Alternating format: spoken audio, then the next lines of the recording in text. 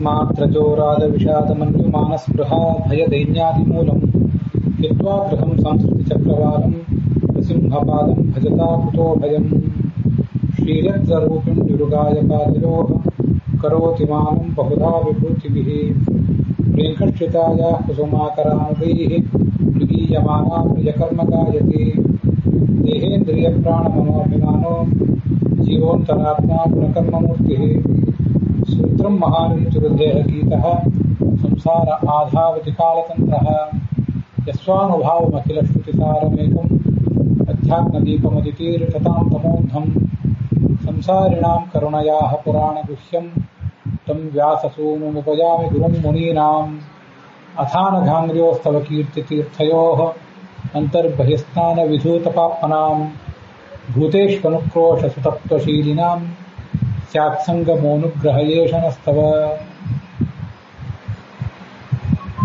ಶ್ರೀ ಗುರುಭ್ಯೋ ನಮಃ.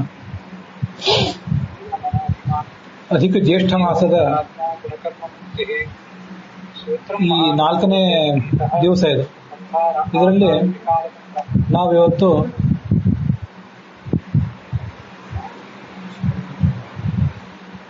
ಭಾಗವತದ 1ನೇ ಸ್ಕಂದದ ಶ್ರವಣಕ್ಕೆ ತೊಡಗಿದ್ದೀವಿ. 1ನೇ ಸ್ಕಂಧ ಇವತ್ತು ಮುಕ್ತಾಯ ಕಾಣಬೇಕು. ಅಧಿಕ ಮಾಸ ಅಂದ್ರೆ ಏನು ಅಂತ ನೋಡಿದ್ದೀವಿ. ಮತ್ತೆ ಭಾಗವತದ ಶ್ರವಣದಿಂದ ಏನು ಲಾಭ ಅಂತ ಅನ್ನೋದನ್ನು ಕೂಡ ನೋಡಿದ್ದೀವಿ. ಮುಖ್ಯವಾಗಿ ಮರಣಕ್ಕೆ ಯಾವ ವ್ಯಕ್ತಿ ಸನ್ನಿಹಿತ ಆಗಿದ್ದಾನೆ, ಸಮೀಪ ಇದ್ದಾನೆ, ಅಂಥವನಿಗೆ ಭಾಗವತ ಅಂತನ್ನೋದು ಬಹಳ ಉಪಯುಕ್ತ.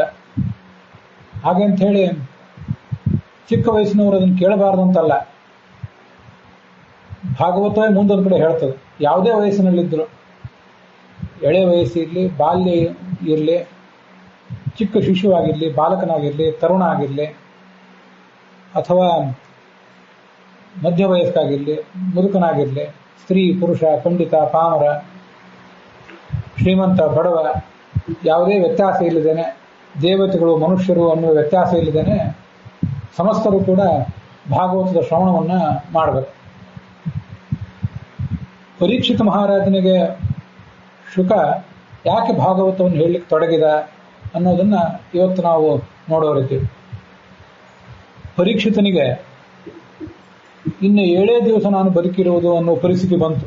ಒಮ್ಮೆ ಇನ್ನು 7 ದಿನಗಳ ಕಾಲ ಮಾತ್ರ ನನ್ನ ಆಯುಷ್ಯ ಇದೆ ಅಂತ ಗೊತ್ತಾಯಿತು. ಆವಾಗ ಅವನು ಭಾಗವತದ ಶ್ರವಣಕ್ಕೆ ತೊಡಗಿದೆ. ಅವನಿಗೇನು ಭಾಗವತದ ಶ್ರವಣನೇ ಮಾಡಬೇಕು ಅಂತ ನಿರ್ದಿಷ್ಟವಾಗಿ ಅವನಿಗೇನು ಗೊತ್ತಿರಲಿಲ್ಲ. ಆದರೆ ಶುಕಮುನಿ ಅಲ್ಲಿ ಬಂದು, ಪರಶಿವನ ಅವತಾರನಾದ ಶುಕಮುನಿ ಅಲ್ಲಿಗೆ ಬಂದು ಅವನಿಗೆ ಭಾಗವತದ ಶ್ರವಣದಲ್ಲಿ ಅವನನ್ನು ತೊಡಗಿಸಿದ. ಇವತ್ತು ಒಂದಿಷ್ಟು ನಾವು ಮರಣದ ಬಗ್ಗೆ ಆಲೋಚನೆ ಮಾಡೋಣ. ಮರಣದ ಬಗ್ಗೆ ಹೇಳಲಿಕ್ಕೆ ತೊಡಗಿದ ಕೂಡ ಜನರಿಗೆ ಭಯ. ಅದೇನು ಮರಣದ ಬಗ್ಗೆ ಯಾಕೆ ಹೇಳ್ತೀರಿ, ಮರಣದ ಬಗ್ಗೆನೂ ವರ್ಣನೆ ಯಾಕೆ, ಮರಣದ ಬಗ್ಗೆ ಅದ್ರ ಬಗ್ಗೆ ಆಲೋಚನೆ ಯಾಕೆ ಅಂತ ಜನ ವಿಚಾರ ಮಾಡ್ತಿರ್ತಾರೆ. ಹಾಗಲ್ಲ, ಮನುಷ್ಯ ಯಾವತ್ತೂ ಕೂಡ ಮರಣದ ಬಗ್ಗೆ ಆಲೋಚನೆ ಮಾಡಬೇಕು ಅಂತ ಶಾಸ್ತ್ರ ಹೇಳ್ತದೆ. ಅಜರಾಮರವತ್ ಪ್ರಾಜ್ಞ ವಿದ್ಯಾಮರ್ಥಂ ಚ ಸಾಧಯೇತ್ ಗೃಹೀತ ಇವ ಕೇಶೇಶು ಮೃತ್ಯುನಾ ಧರ್ಮಮಾಚರೇತ್ ಅಂತ. ವಿದ್ಯಾಭ್ಯಾಸ ಕಲೀಲಿಕ್ಕೆ ಹೊರಟಿವೆ, ಅಥವಾ ದುಡ್ಡು ಸಂಪಾದನೆ ಮಾಡಲಿಕ್ಕೆ ಹೊರಟಿವೆ, ಏನೋ ಉದ್ಯೋಗವೋ ವ್ಯಾಪಾರವೋ ಏನೋ ಒಂದು ಇಟ್ಕೊಂಡು. ಆವಾಗ ಹೇಗೂ ಸಾಯುವವರಿದ್ದೀವಿ, ವಿದ್ಯೆ ಕಲಿತು ಏನು ಉಪಯೋಗ, ಹೇಗೂ ಒಂದಲ್ಲ ಒಂದು ದಿವಸ ಸಾಯಬೇಕು, ಧನ ಸಂಪಾದನೆ ಮಾಡಿ ಏನು ಉಪಯೋಗ ಅಂತ ಯಾರು ಆಲೋಚನೆ ಮಾಡಬಾರ್ದು. ಒಂದು ವೇಳೆ ನಮಗೆ ಸಾವೇ ಇಲ್ಲದೆ ಹೋದ್ರೆ ಎಷ್ಟು ದುಡ್ಡು ಸಂಪಾದನೆ ಮಾಡ್ತಿದ್ವಿ ನಾವು. ಸಾಯುವವರು ಇದ್ದಾಗ್ಯೂ ದುಡ್ಡಿನ ಬಗ್ಗೆ, ದುಡ್ಡಿನ ಸಂಪಾದನೆ ಬಗ್ಗೆ ಇಷ್ಟು ನಮಗೆ ಗಮನ. ಸಾವೇ ಇಲ್ಲದವರಂತೆ, ಮರಣವೇ ಇಲ್ಲದೆ ಇರುವವರಂತೆ ವಿದ್ಯೆ ಗಳಿಸಲಿಕ್ಕೆ ಪ್ರಯತ್ನ ಪಡಬೇಕು. ಎಂದೆಲ್ಲ ಒಂದು ದಿವಸ ಸಾಯ್ತೇನೆ ಅಂತ ಆಲೋಚನೆ ಮಾಡಬಾರ್ದು. ವಿದ್ಯೆ ಗಳಿಸುವಾಗ, ವಿದ್ಯೆಯನ್ನು ಉಪಯೋಗ ಮಾಡಿಕೊಂಡು ದುಡ್ಡುವಾಗಿ ಗಳಿಸುವಾಗಲೂ ಕೂಡ ಅದನ್ನು ಆಲೋಚನೆ ಮಾಡಬಾರ್ದು. ಅವಕಾಶ ಇದ್ದಾಗ, ಬಾಲ್ಯ ಇದ್ದಾಗ, ಯೌವನ ಇದ್ದಾಗ ಸಾಕಷ್ಟು ವಿದ್ಯೆಯನ್ನು ಕಲೀಲೇಬೇಕು. ಜಗತ್ತಿನ ವೃತ್ತಿಗೆ ಕಾರಣವಾದ ಒಂದು ವಿದ್ಯೆ, ದುಡ್ಡು ಸಂಪಾದನೆ ಮಾಡಲಿಕ್ಕೆ ಒಂದು ವಿದ್ಯೆ ಬೇಕಲ್ಲ, ಅದನ್ನು ಕಲಿಬೇಕು. ಹಾಗೆ ಶಾಸ್ತ್ರ, ಪುರಾಣ ಇತ್ಯಾದಿ ಪರವಿದ್ಯಾ, ತತ್ವವಿದ್ಯಾವನ್ನು ಕೂಡ ಕಲಿಬೇಕು.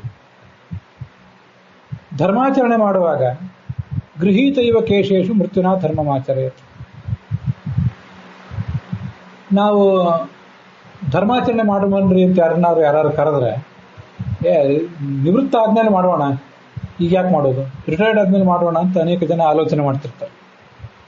ಮತ್ತೆ ಈಗಲೇ ನೀವು ಧರ್ಮಾಚರಣೆ ಮಾಡ್ಲಿಕ್ಕೆ ತೊಡಗಿದ್ರೆ ಸಣ್ಣ ವಯಸ್ಸಿನಲ್ಲೇ, ಇನ್ನು ಕೆಲವರು ಅವ್ರು ಬಂದು ನಿಮ್ಮನ್ನು ಹಾದಿ ತಪ್ಪಿಸ್ತಾರೆ. ಕೆಲವು ಸರಿ ನಾವೇ ಹಾದಿ ತಪ್ಪಿರ್ತೀವಿ, ಜನ ಆದ್ರೂ ನಮ್ಮನ್ನು ಹಾದಿ ತಪ್ಪಿಸ್ತಾರೆ. ಇದು ಸಮಾಜ, ನಾವಿರೋ ಸಮಾಜ. ಹಾಗೆ ಮಾಡಬೇಡಿ. ಇನ್ನೊಬ್ಬರ ಮಾತಿಗೆ ಕಿವಿ ಕೊಡಬೇಡಿ. ನಿಮ್ಮ ಮನಸ್ಸಿನಲ್ಲಿ ಏನಿದೆ ಧರ್ಮಾಚರಣೆ ಮಾಡಿ. ಒಂದು ವೇಳೆ ನಾವಿಷ್ಟೆಲ್ಲ ಉದ್ಯೋಗ ವ್ಯಾಪಾರ ಇತ್ಯಾದಿ ಮಾಡ್ತಿದ್ದೇವಲ್ಲ, ಒಂದು ವೇಳೆ ನಾಳೆನೇ ಸಾಯ್ತೀವಿ ಅಂದ್ರೆ ಎಲ್ಲ ಬಂದ್ ಮಾಡಿಬಿಡ್ತೇವೆ. ಸಾಕು, ನಾಳೆ ಹೇಗೋ ಸಾಯೋದಿದೆ, ಯಾಕೆ ದುಡ್ಡು ಸಂಪಾದನೆ ಮಾಡಬೇಕು, ವ್ಯಾಪಾರಕ್ಕೆ ಯಾಕೆ ಹೋಗ್ಬೇಕು, ಉದ್ಯೋಗಕ್ಕೆ ಯಾಕೆ ಹೋಗ್ಬೇಕು ಅಂತ ನಿಲ್ಲಿಸಿಬಿಡ್ತೇವೆ. ಒಂದು ಎಚ್ಚರ ನಮಗಿರ್ಬೇಕು ಯಾವತ್ತು. ದುಡ್ಡು ಸಂಪಾದನೆ ಮಾಡುವಾಗ, ವಿದ್ಯೆ ಸಂಪಾದನೆ ಮಾಡುವಾಗ ಮೃತ್ಯುವಿನ ಬಗ್ಗೆ ಗಮನ ಬೇಡ. ಆದರೆ ಧರ್ಮಾಚರಣೆ ಮಾಡುವ ಪ್ರಸಂಗದಲ್ಲಿ ನಿವೃತ್ತ ಆದ್ಮೇಲೆ ಮಾಡ್ತೀನಿ, ಒಂದು ವಯಸ್ಸು ಆದ್ಮೇಲೆ ಮಾಡ್ತೀನಿ ಅಂತ ಆಲೋಚನೆ ಮಾಡಬಾರ್ದು. ಅದು ಹೇಗೆ ಮಾಡಬೇಕು ಅಂದ್ರೆ, ನಾವು ನಿಂತಿದ್ದೀವಿ, ನಮ್ಮ ಜುಟ್ಟು, ನಮ್ಮ ತಲೆ ಕೂದಲು ಮೃತ್ಯುವಿನ ಕೈಯಲ್ಲಿದೆ. ಮೃತ್ಯು ಒಂದು ಕೈಯಲ್ಲಿ ಕೂದಲು ಹಿಡಿದಿದೆ, ಇನ್ನೊಂದು ಕೈಯಲ್ಲಿ ಖಡ್ಗ ಹಿಡಿದಿದೆ. ಯಾವತ್ತು ಕತ್ತರಿಸ್ತದೋ ಗೊತ್ತಿಲ್ಲ. ಅಷ್ಟೇ ಎಚ್ಚರ ಇರಬೇಕು.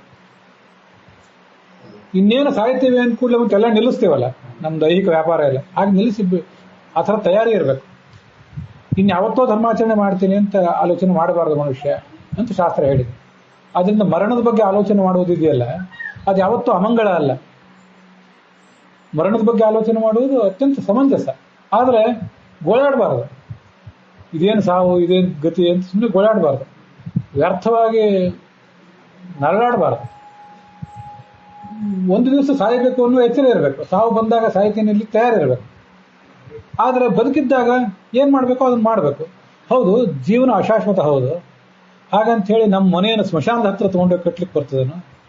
ನಮ್ಮನ್ನು ಕರ್ಕೊಂಡು ಹೋಗ್ಲಿಕ್ಕೆ, ನಾವು ಸತ್ತರೆ ನಮ್ಮನ್ನು ಕರ್ಕೊಂಡು ಹೋಗ್ಲಿಕ್ಕೆ 4 ಜನರಿಗೆ ಸುಲಭ ಆಗಲಿ ಅಂತ ಹೇಳಿ ಸ್ಮಶಾನದ ಹತ್ರ ಯಾರು ಮನೆ ಕಟ್ತಾರೆ? ಏನಿಲ್ವಲ್ಲ. ಮನೆ ದೂರದಲ್ಲೇ ಕಟ್ತಾರೆ, ಸ್ಮಶಾನದಿಂದ ದೂರನೇ ಕಟ್ತಾರೆ ಮನೆಯನ್ನು. ಆದ್ರಿಂದ ಬದುಕುವಾಗ ಹೇಗೆ ಬದುಕಬೇಕು ಹಾಗೆ ಬದುಕಬೇಕು. ಆದರೆ ಯಾವತ್ತೂ ಕೂಡ ಸಾಯಲಿಕ್ಕೆ ತಯಾರಿರಬೇಕು.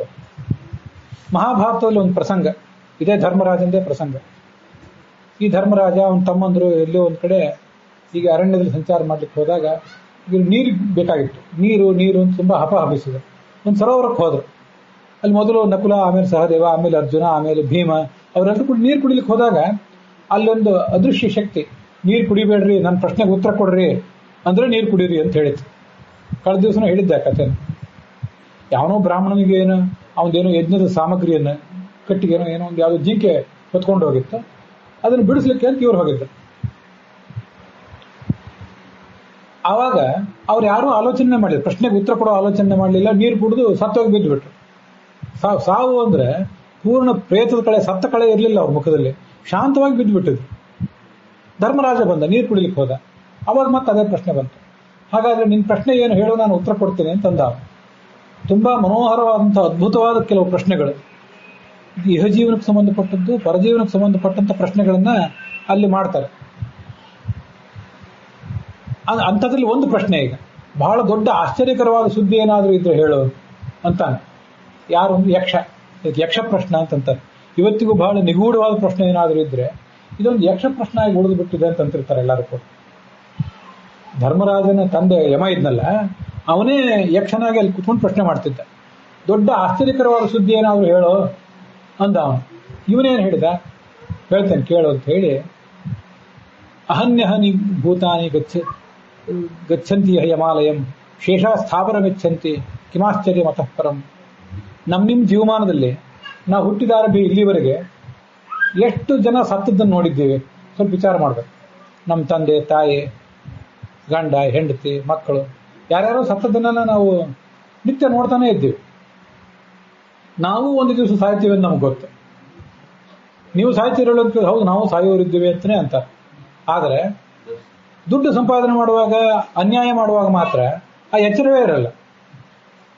ಆದರೆ ನಾವು ಮಾತ್ರ ಸಾವೇ ಇಲ್ಲದವರಂತೆ ವರ್ತಿಸ್ತೇವೆ. ಸಾವಿದೆ ಅಂತ ಗೊತ್ತು, ಆದರೆ ನಮ್ಮ ವರ್ತನೆ, ನಮ್ಮ ಅಹಂಕಾರ, ನಮ್ಮ ಆರ್ಭಟ ದರ್ಪ ಇದನ್ನೆಲ್ಲ ನೋಡಿದರೆ ಸಾವೇ ಇಲ್ಲದವರಂತೆ ನಮ್ಮ ವರ್ತನೆ. ಇದಕ್ಕಿಂತ ದೊಡ್ಡ ಆಶ್ಚರ್ಯ ಏನು? ಒಂದು ವೇಳೆ ನಿಜವಾಗಿ ನಾವು ಸಾವೇ ಇಲ್ಲದೆ ಹೋದ್ರೆ ಗತಿ ಏನಾಗ್ತಿತ್ತು ಅಂತಾನೆ ಧರ್ಮರಾಜ. ದೊಡ್ಡ ಆಶ್ಚರ್ಯ ಅದು. ಸಾಹಿತ್ಯವೇ ಅನ್ನೋದೊಂದು ಸಮಾಧಾನದ ಸಂಗತಿ. ನಾ ಅನ್ಕೊಳ್ಳೋದಿದೆ ಅನೇಕ ಸರಿ. ನಮ್ಮ ಹಿಂದಿನ ಒಂದು ನಾಲ್ಕಾರು ತಲೆಮಾರು, ನಮ್ಮ ಮುತ್ತಜ್ಜನ ಮುತ್ತಜ್ಜ, ನಾವು, ನಮ್ಮಪ್ಪ, ನಾವು, ನಮ್ಮ ಮಕ್ಕಳು, ಮೊಮ್ಮಕ್ಕಳು, ಮರಿಮಕ್ಕಳು, ಗಿರಿಮಕ್ಕಳು ಎಲ್ಲರೂ ಹಾಗೆ ಬದುಕಿದ್ರೆ ಗತಿ ಏನಾಗ್ತಿತ್ತು? ಇವರೆಲ್ಲ ಒಂದೊಂದು ತಲೆಮಾರು, ಎರಡೆರಡು ಮೂರು ತಲೆಮಾರು, ಅಜ್ಜ, ಮಗ, ಮಕ್ಕಳು ಇಷ್ಟೇ ಇದ್ದಾಗ ಎಷ್ಟೆಷ್ಟು ಕಲಹ, ಏನೇನು ಕಥೆ, ಆ ಜನರೇಷನ್ ಗ್ಯಾಪಿನ ಕಥೆ ಏನು, ತಲೆಮಾರುಗಳ ಅಂತರ, ಎಷ್ಟು ಭಿನ್ನಾಭಿಪ್ರಾಯಗಳು. ಆ ಮಕ್ಕಳನ್ನ ಮೇಂಟೈನ್ ಮಾಡಲಿಕ್ಕಾಗದೆ ತಂದೆ ತಾಯಿ ಒದ್ದಾಡುವುದೇನು, ಮೊಮ್ಮಕ್ಕಳನ್ನ ಮೇಂಟೈನ್ ಮಾಡಲಿಕ್ಕೆ ತಂದೆ ತಾಯಿ, ಅಜ್ಜ ಅಜ್ಜಿ, ಮುತ್ತಜ್ಜ ಮುತ್ತಜ್ಜಿ ಬದುಕಿದ್ರೆ ಅವ್ರು ಒದ್ದಾಡುವುದೇನು, ಆ ಮಕ್ಕಳ ಯೋಗಕ್ಷೇಮ ಸಲುವಾಗಿ ನಾವು ಪ್ರಯತ್ನ ಪಡುವುದೇನು. ನನ್ನ ಒಂದು ತಲೆಮಾರು ನಂದು ವಿಚಾರ ಮಾಡಿದರೆ ನಮ್ಮ ಅಪ್ಪ ಅಮ್ಮ, ನಮ್ಮ ಅಜ್ಜ ಮುತ್ತಜ್ಜ, ನಮ್ಮ ಮುತ್ತಜ್ಜ ಮುತ್ತಜ್ಜಿ, ಈ ಕಡೆ ನನ್ನ ಮಕ್ಕಳು, ಮೊಮ್ಮಕ್ಕಳು, ಮರಿಮಕ್ಕಳು, ಗಿರಿಮಕ್ಕಳು ಎಲ್ಲರೂ ಬದುಕಿದ್ರೆ ಎಷ್ಟು ಸಮಸ್ಯೆಗಳು ಮನುಷ್ಯನಿಗೆ ಜೀವನದಲ್ಲಿ. ಈಗ ಒಂದೊಂದು ಎರಡೆರಡು ಮೂರು ತಲೆಮಾರಿನ ಸಮಸ್ಯೆಗಳು. ತಲೆಮಾರುಗಳೇ ಹೆಚ್ಚಾಗ್ತಾ ಹೋದ್ರೆ, ಯಾರೂ ಸಾಯದೆ ಹೋದ್ರೆ ಗತಿ ಏನಾಗ್ತಿತ್ತು? ಒಂದು ದಿವಸ ನಾವೆಲ್ಲ ಸಾಯ್ತೀವ, ನಮ್ಗೆಲ್ಲ ಸಮಸ್ಯೆಗಳನ್ನು ಬದಿಗಿಟ್ಟು ಒಂದ್ಸರಿ ಹೋಗಿ ಬಿದ್ದರೆ ಗೋರಿ ಒಳಗೆ, ಅಥವಾ ಯಾರು ನಮ್ಮ ಹೆಣಕ್ಕೆ ಬೆಂಕಿ ಹಚ್ಚಿದ್ರೆ ಆ ಹಚ್ಚುವ ಸಂದರ್ಭದಲ್ಲಿ ಅದಕ್ಕಿಂತ ಮುಂಚೆ ನಮಗೆಲ್ಲ ಕೋರ್ಟು, ಕೇಸು, ಕಟ್ಟಲೆಗಳು, ನೋವು, ನಲಿವು ಇಲ್ಲಿವರೆಗೆ ನಾವು ಅನುಭವಿಸಿದ್ದು ಎಲ್ಲದಕ್ಕೂ ಒಂದು ಅಂತ. ಇಲ್ಲಿವರೆಗೆ ನಾವು ಅನುಭವಿಸಿದ ನೋವು ಹೋಗ್ತದೆ, ಸಂತೋಷನೂ ಹೋಗ್ತದೆ, ನಮ್ಮ ಬಂಧನ, ಋಣಗಳು, ಅಟ್ಯಾಚ್ಮೆಂಟ್ಗಳು, ನಮ್ಮ ಹಕ್ಕುಗಳು, ನಮ್ಮ ಅಧಿಕಾರಗಳು ಎಲ್ಲ ಹೊರಟೋಗ್ತವೆ. ಅಂತೂ ಒಂದು ದಿವಸ ನೆಮ್ಮದಿಯಿಂದ ಸಾಯ್ತೇವೆ. ಸಾಯದೆ ಹೋದ್ರೆ ಗತಿ ಏನಾಗ್ತಿತ್ತು? ಸಾವು ಅಂದ್ರೆ ಅದನ್ನು ಬಹಳ ಪರಮ ಮಂಗಳ. ಅದು ಒಂದು ವಯಸ್ಸಿನಲ್ಲಿ ಬಂದರೆ ಬಹಳ ಮಂಗಳನೇ, ಆದರೂ ಎಳೆ ವಯಸ್ಸಿನಲ್ಲಿ ಆದ ಸಾವು ನೋವು ನಮ್ಮನ್ನು ತುಂಬ ಬಾಧಿಸ್ತವೆ. ಕಳೆದ ದಿವಸ ಅದನ್ನು ಹೇಳಿದೆ, ಸಾವು ನೋವುಗಳು ನಮ್ಮನ್ನು ಪೀಡಿಸ್ತವೆ, ಅದನ್ನು ಮತ್ತೆ ಕೇಳಬೇಕು. ಅದಕ್ಕೆ ಮನುಷ್ಯ, ಇದು ಜಗತ್ತು ಹೀಗಿರೋದು ಹೀಗಿದೆ. ಪಾಂಡವರ ಮಗ ಅಭಿಮನ್ಯುವೇ ಚಿಕ್ಕ ವಯಸ್ಸಿನಲ್ಲಿ ಸತ್ತ, ಅದನ್ನೆಲ್ಲ ಮತ್ತೆ ಕೇಳಬೇಕು. ಆದ್ರಿಂದ ಜಗತ್ತು ಹೀಗಿದೆ ಅನ್ನೋ ಒಂದು ಎಚ್ಚರ ಇರಬೇಕಷ್ಟೆ. ಈ ಶಂಕರಾಚಾರ್ಯ ಒಂದು ಶ್ಲೋಕ ಹೇಳ್ತಾರೆ, ಬಾಲಸ್ತಾವತ್ ಕ್ರೀಡಾಸಕ್ತ, ತರುಣಸ್ತಾವತ್ ತರುಣೀಸಕ್ತ, ವೃದ್ಧಸ್ತಾವತ್ ಚಿಂತಾಸಕ್ತ, ಪರೇ ಬ್ರಹ್ಮಣಿ ಕೋಪಿನಸಕ್ತ. ಚಿಕ್ಕ ಮಕ್ಕಳು ನೋಡಿದ್ರೆ ಆಟ ಆಡೋದ್ರಲ್ಲೇ ಕಾಲ ಕಳೀತಿರ್ತಾರೆ. ಆಟಿಗೆ ಸಾಮಾನುಗಳು, ಯಾವ್ದು ಚೆನ್ನಾಗಿದೆ, ಯಾವ್ದು ಚೆನ್ನಾಗಿಲ್ಲ, ಇನ್ನೊಂದು ಹೊಸದು ಬೇಕು, ಅದು ಮುರಿಯಿತು, ಇದ್ರ ಬಗ್ಗೆನೇ ಯಾವತ್ತು ಗಮನ. ಒಂದಿಷ್ಟು ತಿಂಡಿ, ಹೊಟ್ಟೆ ಪಾಡೋದು ಗಮನ. ಸ್ವಲ್ಪ ವಯಸ್ಸು ಬಂದು, ಯೌವನ ಬಂದು 25 ದಾಟಿದ್ರೆ ಮದುವೆ ಆಗ್ತದೆ. ಆ ಹುಡುಗನಿಗೆ ಹುಡುಗಿ ಚಿಂತೆ, ಹುಡುಗಿಗೆ ಹುಡುಗನ ಚಿಂತೆ. ತಾರುಣ್ಯ ಬಂತು ಅಂದರೆ ಮದುವೆ ಆಗೋಕ್ಕಿಂತ ಮುಂಚೆನೂ ಚಿಂತೆ, ಮದುವೆ ಆದ್ಮೇಲೂ ಚಿಂತೆ. ಅದೇನು ಹೋಗುವಂಥದ್ದಲ್ಲ. ಮದುವೆ ಆಗಿಲ್ಲದೆ ಇದ್ದಾಗ ಯಾವಾಗ ಮದುವೆ ಆಗ್ತದೆ ಅಂತ ಚಿಂತೆ, ಮದುವೆ ಆದಮೇಲೆ ಅದನ್ನು ಮೇಂಟೈನ್ ಮಾಡೋದ್ರಲ್ಲಿ ಚಿಂತೆ.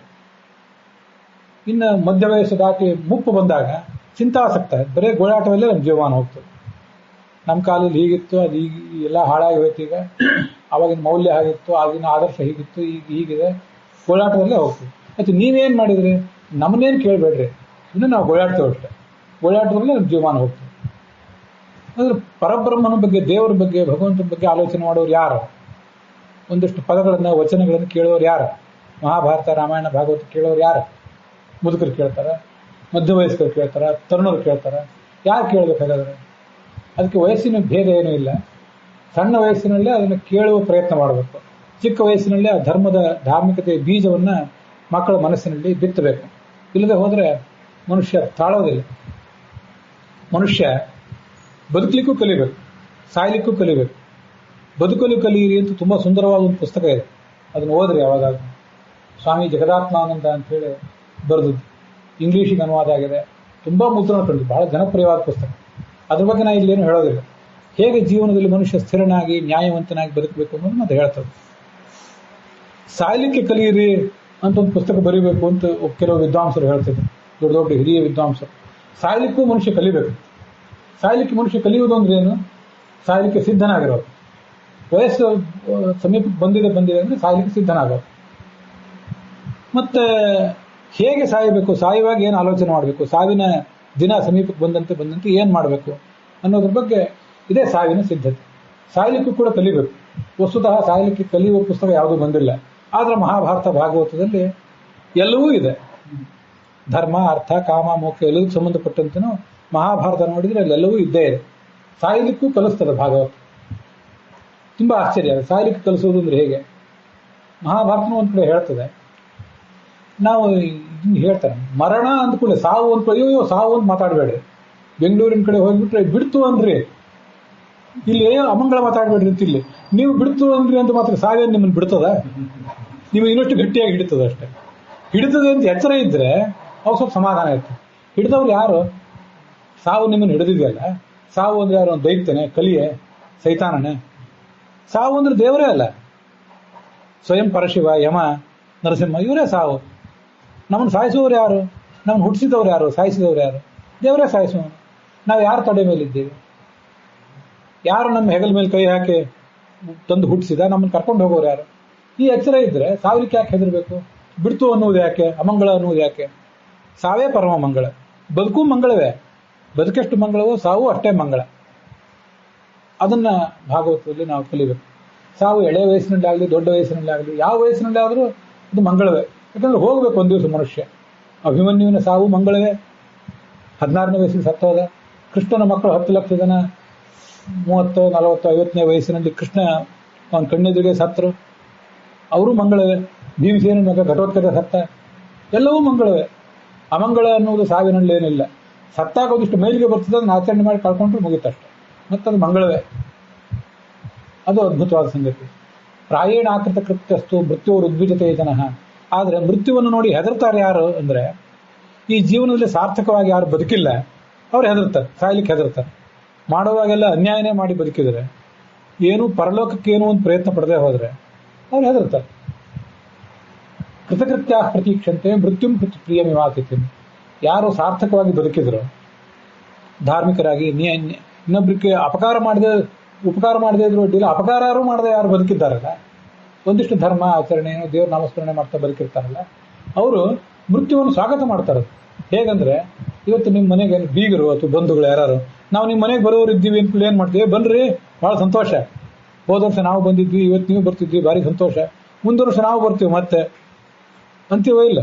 ಬೀಗರು ಬರೋದಾದ್ರೆ, ಕೆಲವು ಬೀಗರು ಪೀಡಕರಾಗಿದ್ರೆ, ದುಷ್ಟರಾಗಿದ್ರೆ ಯಾಕಾರು ಬರ್ತಾರೋ ಅನ್ಕೋತೀವಿ. ಸಾಮಾನ್ಯವಾಗಿ ಬೀಗರು, ಬಿಜ್ಜರು, ಬಂಧುಗಳು, ಮಿತ್ರರು ಬಂದ್ರೆ ಬಹಳ ಸಂತೋಷದಿಂದ ಬರಮಾಡ್ಕೋತೀವಲ್ಲ. ಅತಿಥಿಗಳು ಬಂದ್ರೆ ಬೇಡ ಅಂತೀವಿ, ಅತಿಥಿ ಸತ್ಕಾರ ಮಾಡೇ ಮಾಡ್ತೀವಿ, ಸಂತೋಷದಿಂದ ಮಾಡ್ತೀವಲ್ಲ. ಮೃತ್ಯು ಬಂದ್ರೆ ಅತಿಥಿ ಬಂದಂತೆ. ಬಹಳ ಸುಂದರವಾದ ಮಾತು. ಮೃತ್ಯು ಅಂದ್ರೆ ಯಾರು ಹೇಳಿದೆ ಅವಾಗ? ದೆವ್ವ. ಮೃತ್ಯು ಅಂದ್ರೆ ದೆವ್ವ, ದೈತ್ಯ, ಕಲಿ, ಸೈತಾನ ಏನೂ ಅಲ್ಲ. ಮೃತ್ಯು ಅಂದ್ರೆ ದೇವರ. ಬಂದಾಗ ಸಂತೋಷದಿಂದ ಬಾ ಬಂದೆ, ನಡಿ, ನಾನು ಬರ್ಲಿಕ್ಕೆ ರೆಡಿ ಇದ್ದೇನೆ ಅಂತ. ಹೇಗೆ ರೆಡಿ ಇದ್ದೇನೆ ಅಂದ್ರೆ, ಸಾಯ್ಲಿಕ್ಕೆ ಕಲ್ತಿದ್ದೇನೆ, ಭಾಗವತ ನನಗೆ ಕಲಿಸಿದೆ. ಬದುಕಿರುವಾಗ ದೊಡ್ಡ ಪ್ರಹ್ಲಾದನಂತೆ, ಧ್ರುವನಂತೆ, ಯಾರೋ ಮಹಾತ್ಮರಂತೆ, ಸಾಧು ಸಂತರಂತೆ ನಾನು ಬದುಕಿಲ್ಲ. ನಾನು ಸಣ್ಣವನು, ಆದರೂ ಬದುಕಲಿಕ್ಕೆ ಹೇಳಬೇಕು, ಹಾಗೆ ಒಂದಿಷ್ಟು ದೇವರ ನಾಮಸ್ಮರಣೆ ಮಾಡಿ ಕಲ್ತಿದ್ದೀನಿ. ಬರ್ತೀನಿ ನಡಿ ಅನ್ಬೇಕು. ಯಾವತ್ತು ಬರೋನಿದ್ದೆ? ಬಾ, ಈಗ ನಾಳೆ ಬರೋದಾ ನಾಳೆ ಬಾ, ನಾಡ್ದು ಬರೋದಾ ನಾಡ್ದು ಬಾ ಅಂತ ಅನ್ಬೇಕು. ಮೃತ್ಯುವನ್ನು ಪೋಸ್ಟ್ ಮಾನ್ ಮಾಡೋದ್ರಲ್ಲಿ ಏನು ಅರ್ಥ ಇಲ್ಲ. ಅದು ಯಾವಾಗ ಬರ್ತದೋ ಬರಲಿ. ಅದು ಯಾವುದೋ ಊರಿನಲ್ಲಿ ನಾಳೆ ಬಾ ಅಂತ ಗೋಡೆ ಮೇಲೆ ಬರೀತಿರ್ತಾರೆ, ಅದು ಹೆದರಿ ಓಡಿ ಹೋಗ್ತದೆ ಅಂತ ಏನೋ ಕಲ್ಪನೆ. ನೀವು ನಾಳೆ ಬಾ ಅಂದ್ರು, ನಾಡ್ದು ಬಾ ಅಂದ್ರು, ಒಂದಲ್ಲ ಒಂದು ದಿವಸ ಬರಲೇಬೇಕಲ್ಲ. ನೀವು ಒಂದು ಎಷ್ಟು ದಿವಸ ಪೋಸ್ಟ್ ಪೋನ್ ಮಾಡೋರಿದ್ದೀರಿ? ನನಗೆ ಸಾವೇ ಬರಬಾರದು ಅಂತ ಹಿರಣ್ಯಕಶಿಪು ಅಂತ ಕೇಳ್ಕೊಂಡ್ರೆ ಅದು ಸಾಧ್ಯ ಇಲ್ಲ. ಸಾವು ಒಂದಲ್ಲ ಒಂದು ದಿವಸ ಬರಲೇಬೇಕು. ಅದಕ್ಕೇನಾದ್ರೂ ಕಂಡೀಷನ್ ಹಾಕು ಅಂತಂದ ಬ್ರಹ್ಮ. ಅದಕ್ಕೆ ಇವನು ಒಳಗೆ ಸಾವು ಬರಬಾರ್ದು, ಹೊರಗೆ ಸಾವು ಬರಬಾರ್ದು, ಆಯುಧದಿಂದ ಸಾವು ಬರಬಾರ್ದು, ನೀರಿನಿಂದ ಸಾವು ಬರಬಾರ್ದು, ಮನುಷ್ಯರಿಂದ ಬರಬಾರ್ದು, ಪ್ರಾಣಿಗಳಿಂದ ಬರಬಾರ್ದು ಅಂತ ಏನೇನೋ ಕಂಡೀಷನ್ ಹಾಕಿದೆ. ಆ ಎಲ್ಲ ಕಂಡೀಷನ್ಗಳನ್ನು ಮೀರಿ ನರಸಿಂಹ ಅವನ್ನ ಸೀಳಿ ಹಾಕಿದೆ. ಮೃತ್ಯುವಿಗೊಂದಿಷ್ಟು ಕಂಡೀಷನ್ ಹಾಕ್ಬೋದು. 16 ವರ್ಷಕ್ಕೆ ಕೆಲವರು ಸಾಯ್ಬೋದು, 25 ವರ್ಷಕ್ಕೆ ಕೆಲವರು, 50, 70, 80, 120, 500-600 ವರ್ಷ ಆದಾಗಾದರೂ ಭೀಷ್ಮನಂತೆ ಸಾಯಲೇಬೇಕು. ಸಾಯ್ಲಿಕ್ಕೆ ಕಲಿಬೇಕು ಮನುಷ್ಯ. ಮೃತ್ಯುವೊಂದು ಪ್ರಿಯವಾದ ಅತಿಥಿ. ಈಗ ಕೆಲಸಕ್ಕೆ ಹೊರಟೆವು, ಬೆಳಿಗ್ಗೆ ಸಾಯಂಕಾಲ ತಿರುಗಿ ಬರ್ತೇವೆ. ಚಿಕ್ಕ ಮಗುವಿಗೆ ಮನೆ ಬಿಟ್ಟು ಹೋಗೋದಂದ್ರೆ ಭಯ ಆಗ್ತಿರ್ತದೆ. ಸ್ಕೂಲಿಗೆ ಹೋಗ್ಲಿಕ್ಕೆ ಎಷ್ಟು ಒದ್ದಾಡ್ತಿರ್ತದೆ. ದೊಡ್ಡದಾದ್ಮೇಲೆ ಸ್ಕೂಲಿಗೆ ಆರಾಮಾಗಿ ಹೋಗಿ ಬರ್ತದೆ. ಕೆಲವು ತಿಂಗಳಗಟ್ಟಲೆ ಮನೆಗೆ ಬರೋದೇ ಇಲ್ಲ. ಹೋಗುವುದು ಮರಳಿ ಬರುವುದೇನಿದೆ ಸಹಜವಾದ ಪ್ರಕ್ರಿಯೆ. ಹಾಗೆ ಈಗ ಹುಟ್ಟುವುದು ಮತ್ತು ಸಾಯುವುದು, ಮತ್ತೆ ಹುಟ್ಟುವುದು ಮತ್ತು ಸಾಯುವುದು ಅನ್ನೋದು ಇದೊಂದು ಪ್ರಕ್ರಿಯೆ. ಹಾಗೆ ತಿಳ್ಕೊಂಡಿದ್ರೆ ಮನುಷ್ಯ ಸಾವಿಗೆ ಹೆದರೋದಿಲ್ಲ. ಎರಡು ಸಂಗತಿ: ನನ್ನ ಸಾವಿಗೂ ನಾನು ಹೆದರಬಾರ್ದು, ನನ್ನವರ ಸಾವಿಗೂ ನಾನು ಹೆದರಬಾರ್ದು. ನನ್ನವರು, ನನ್ನ ಮಕ್ಕಳು, ನಮ್ಮ ಅಜ್ಜ, ಮುತ್ತಜ್ಜ, ಮೊಮ್ಮಕ್ಕಳು, ಸೊಸೆ, ಮಗ, ಯಾರ ಸಾವಿಗೂ, ಅವ್ರ ಸಾವಿಗೂ ನಾವು ಹೆದರಬಾರ್ದು, ನಮ್ಮ ಸಾವಿಗೂ ಹೆದರಬಾರ್ದು. ಸಾವು ಅನ್ನೋದೊಂದು ನೈಸರ್ಗಿಕವಾಗಿ ನಡೆಯುವ ವಿದ್ಯಮಾನ. ಒಂದು ಗಿಡ ನೋಡ್ತಾ ಇದ್ರೆ ಗಿಡದಿಂದ ಎಷ್ಟು ಎಲೆಗಳು ಕೆಳಗೆ ಬೀಳ್ತವೆ, ಮತ್ತೆ ನೋಡಿದ್ರೆ ನಾಳೆ ಇನ್ನೊಂದು ಎಲೆ ಚಿಗುರಿರ್ತದೆ. ಸಂಸಾರ ಅನ್ನೋದು ಒಂದು ವೃಕ್ಷನೇ ಇದ್ದಂತೆ. ಭಗವದ್ಗೀತಾ ಹೇಳುವಂಥ. ಈ ಎಚ್ಚರ ಇದ್ದರೆ ಮನುಷ್ಯ ಭಯ ಪಡೋದಿಲ್ಲ.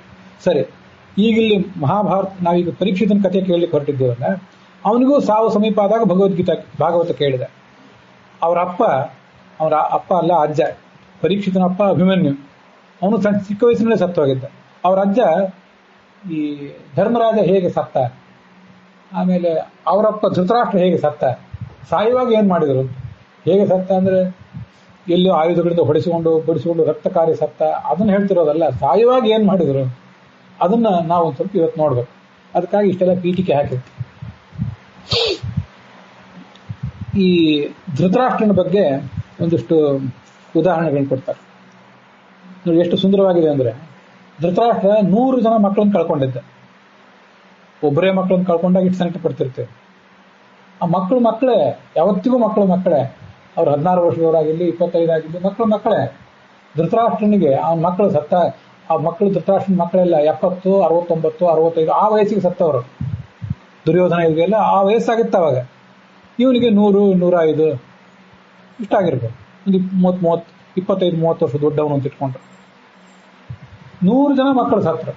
ಒಬ್ಬ ಅಳಿಯ ಸತ್ತ. ಧೃತರಾಷ್ಟ್ರನಿಗೆ 100 ಜನ ಮಕ್ಕಳಿದ್ದ. ದುಶ್ಶಲ ಅಂತ ಒಬ್ಬಳು ಮಗಳಿದ್ದು, ಅವಳ ಗಂಡ ಜಯದ್ರಥ ಅಂತ ಒಬ್ಬಿದ್ದ. ಅಳಿಯ ಸತ್ತ. ಅಳಿಯನೂ ಮಗನ ಸಮಾನ, ಅವನು ಸನ್ನಿಲ್ಲ. ಆದರೆ ಒಟ್ಟು 101 ಜನ ಸತ್ತೋಗಿದ್ದು. ಇಟ್ಟು ಸಂಕಟ ಪಡ್ಕೊಂಡು ಬದುಕಿದ್ದ. ಆದರೆ ಜೀವನ ಹೇಗಿರ್ತದೆ ಅಂದ್ರೆ ಗಮನಿಸ್ರಿ, ಈ ಪಾಂಡವರು ಕೌರವರು ಯುದ್ಧ ಮಾಡ್ತಾರೆ ಅಂದ್ರೆ ಬೇಸರ ಆಗಿ ವಿದುರ ತೀರ್ಥಯಾತ್ರೆಗೆ ಹೋಗ್ಬಿಟ್ಟ, ಇದು ಬೇಡಪ್ಪ ಅಂತೇಳಿ. ನಡುವೆ ಬರ್ತಿದ್ದ. ಮತ್ತೆ ಪಾಂಡವರು ನಮ್ಮವರು ಧರ್ಮದಿಂದ ರಾಜ್ಯ ಆಳ್ಳಿ ಅಂತ ಬರ್ತಿದ್ದ. ಇಲ್ಲಿ ತೀರ್ಥಯಾತ್ರೆಗೆ ಹೋಗಿಬಿಟ್ಟಿದ್ದ. ಆಗ ವಿದುರ ಒಂದ್ಸರಿ ಹಿಂಗೆ ಬಂದಾಗ ನೋಡಿದ, ಧೃತರಾಷ್ಟ್ರ ನೋಡಿದ. ಪಾಂಡವರು ಕೌರವರು ನಡುವಿನ ಯುದ್ಧ ಆಗಿ ಎಷ್ಟೋ ವರ್ಷ ಆಗಿದೆ. ಈ ಧೃತರಾಷ್ಟ್ರ ಗಾಂಧಾರಿ ಇನ್ನೂ ಅರಮನೆಯಲ್ಲಿದ್ದಾರೆ. ಒಳ್ಳೆ ಪುಷ್ಕಳ ಭೋಜನ ಮಾಡಿಕೊಂಡು. ಅರಮನೆ ಭೋಗ ಅಂದ್ರೆ ಏನು, ಕೈಗೊಂದು ಕಾಲಿಗೊಂದು ಆಳು.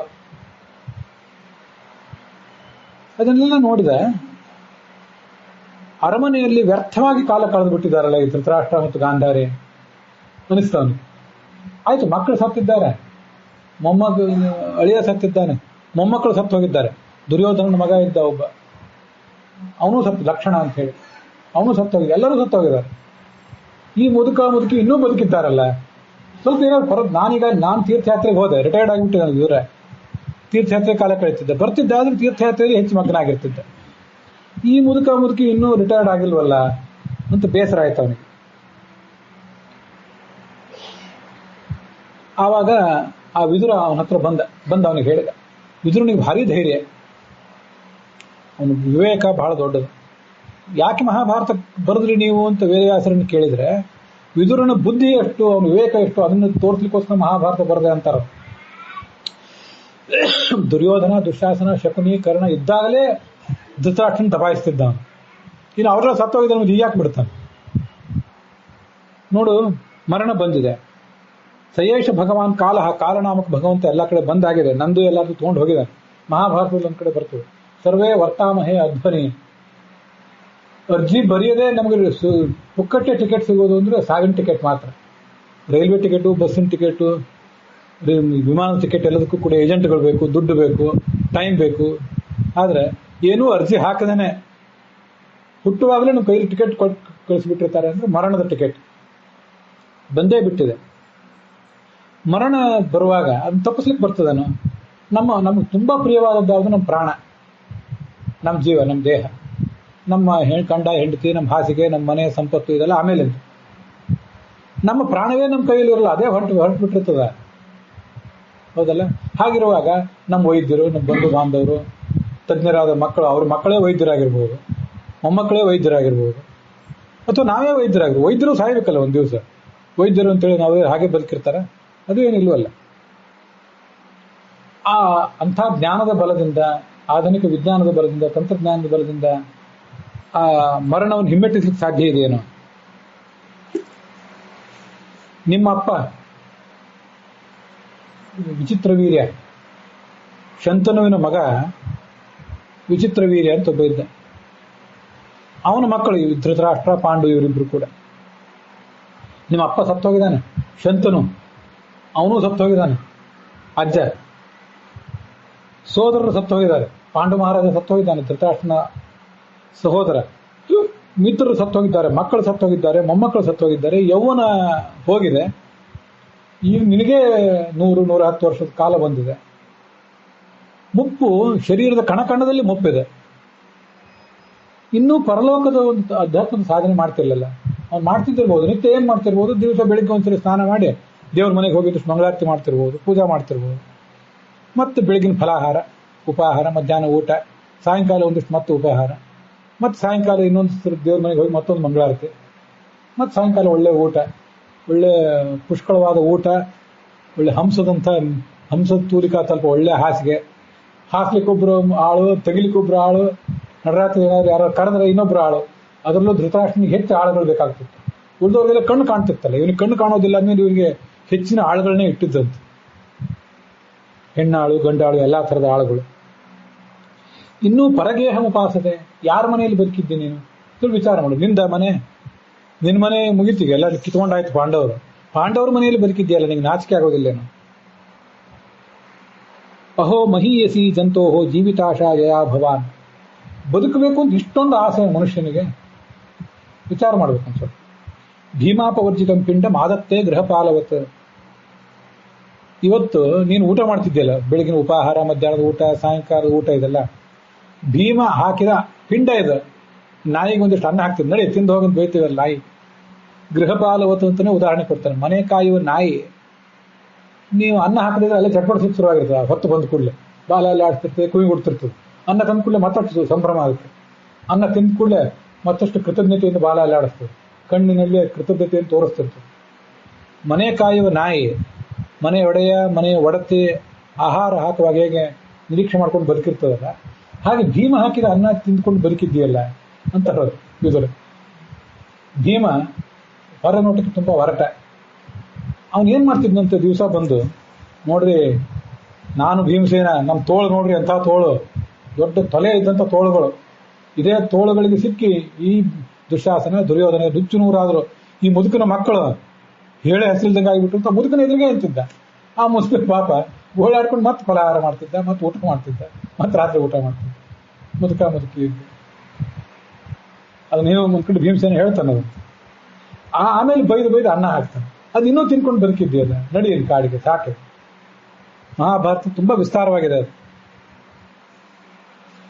ನಿನ್ನ ಮಕ್ಕಳಿಗೆ, ತಮ್ಮನ ಮಕ್ಕಳಿಗೆ ಬೆಂಕಿ ಹಾಕಿದೆ, ಅರಗಿನ ಅರಮನೆಯಲ್ಲಿ ವಿಷ ಉಣಿಸಿದೆ, ಅವ್ರ ಹೆಂಡತಿಯ ಮಾನ ಕಳಿಲಿಕ್ಕೆ ಹೋದೆ, ಜೂಜಾಟ ಆಡಿದೆ. ಆ ಜೂಜಾಟದಲ್ಲಿ ಇನ್ನೇನು ನಮ್ಮ ಮಕ್ಕಳಿಗೆ ಇನ್ನೇನು ಸಿಕ್ತು, ಮತ್ತೇನಾದ್ರು ಗೆದ್ರ ಅಂತ ಕೇಳ್ತಿದ್ದಂತ ಹುರುಪಿನಿಂದ. ಏನ್ ಗೆದ್ರು ನನ್ನ ಮಕ್ಕಳು, ಪಾಂಡವರು ಏನು ಸೋತರು, ಇಷ್ಟು ಉತ್ಸಾಹ. ಇದಕ್ಕಿಂತ ಸಾಯೋದು ಲೇಸಲ್ವಾ? ಇನ್ನು ಅವ್ರಿಗೆ ಅಷ್ಟೆಲ್ಲ ಮಾಡಿ ಅವ್ರ ಅನ್ನದಿಂದಲೇ ಬದುಕಿದ್ದೀಯಲ್ಲ, ಸಾಯೋದು ಲೇಸಲ್ವಾ? ಒಂದ್ ಕಡೆ ಮಹಾಭಾರತದಲ್ಲಿ ಹೇಳ್ತಾನ ಅವನು, ಸಹಸ್ರಿನೋಪಿ ಜೀವಂತಿ ಶತಿನೋಪಿ ಚ ಧೃತರಾಷ್ಟ್ರ ವಿಮುಂಚೇಚ್ಛಾಂ ನಕಟಂಚಿನ್ ನಜೀವ್ಯಸೆ. ಧೃತರಾಷ್ಟ್ರ ಇಷ್ಟೇ ಯಾಕೆ ದುರಾಸೆ ನಿನಗೆ? ಪಾಂಡವರ ಸಂಪತ್ತನ್ನು ನಿನ್ನ ಸಂಪತ್ತು ಎರಡೂ ಬೇಕು ಅಂತ ದುರಾಸೆಯ ಜೀವನದಲ್ಲಿ? ಸಹಸ್ರಿನೋಪಿ ಜೀವಂತಿ, 1,000 ರೂಪಾಯಿ ಗಳಿಸುವವರು ಬದುಕ್ತಾರೆ, 100 ರೂಪಾಯಿ ಗಳಿಸುವವರು ಬದುಕ್ತಾರೆ.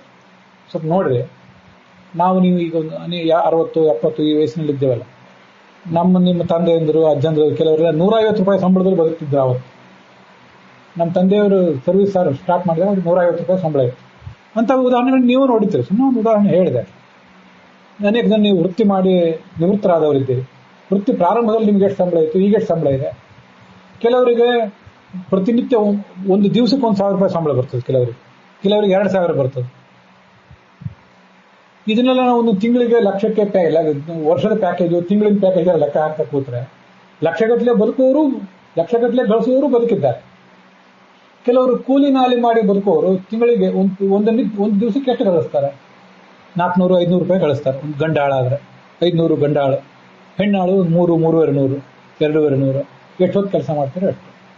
ಅಂತೂ ಅವರು ಬದುಕಿದ್ದಾರಲ್ಲ, ಅವ್ರೇನು ಸತ್ತಿಲ್ಲಲ್ಲ. ಕಡಿಮೆ ಸಂಪಾದನೆ ಮಾಡ್ತಾರೆ ಅಂತ ಅವ್ರೇನು ಸತ್ತಿಲ್ಲ.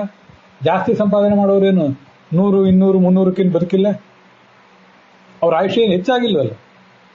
ಅವರೇನು ಸ್ವಲ್ಪ ಹೆಚ್ಚಿನ ಸಾಮಗ್ರಿಗಳನ್ನು ಖರೀದಿ ಮಾಡಿ ಮೆರೆದಾಡ್ತಿದ್ದಾರೆ ಅಷ್ಟೇ. 100 ರೂಪಾಯಿ ಗಳಿಸೋರು ಬದುಕಿದ್ದಾರೆ, 1,000 ರೂಪಾಯಿ ಗಳಿಸೋರು ಬದುಕಿದ್ದಾರೆ. ಧೃತರಾಷ್ಟ್ರ ಈ ದುರಾಸೆ ಸಾಕು. ಇನ್ನೂ ಬಹಳ ಹಿಂದೆ ಯುದ್ಧಕ್ಕಿಂತ ಮುಂಚೆ ಹೇಳಿದ ಮಾತದು. ನ ಕಥಂಚಿನ್ ನ ಜೀವಿಸೆ, ಬದುಕಲಿಕ್ಕೆ ಆಗಿಲ್ಲ ಅನ್ನೋಷ್ಟು ಏನಾದ್ರು ನಿನ್ಗೂ ನಿನ್ನ ಮಕ್ಕಳಿಗೂ ಸಮಸ್ಯೆ ಬಂದಿದೆಯಾ, ಯಾಕೆ ಈ ದುರಾಸೆ ಅಂದಿದ್ದ. ಆದ್ರೆ ಅವನಿಗೆ ಅವಾಗ ಅರ್ಥ ಆಗಿರ್ಲಿಲ್ಲ. ಈಗಲೂ ಅರ್ಥ ಆಗಿಲ್ಲ, ಮಕ್ಕಳೆಲ್ಲ ಸತ್ತ ಮೇಲೂ ಈಗಲೂ ಅರ್ಥ ಆಗಿಲ್ಲ. ಇದು ಮನುಷ್ಯನ ಸ್ವಭಾವ.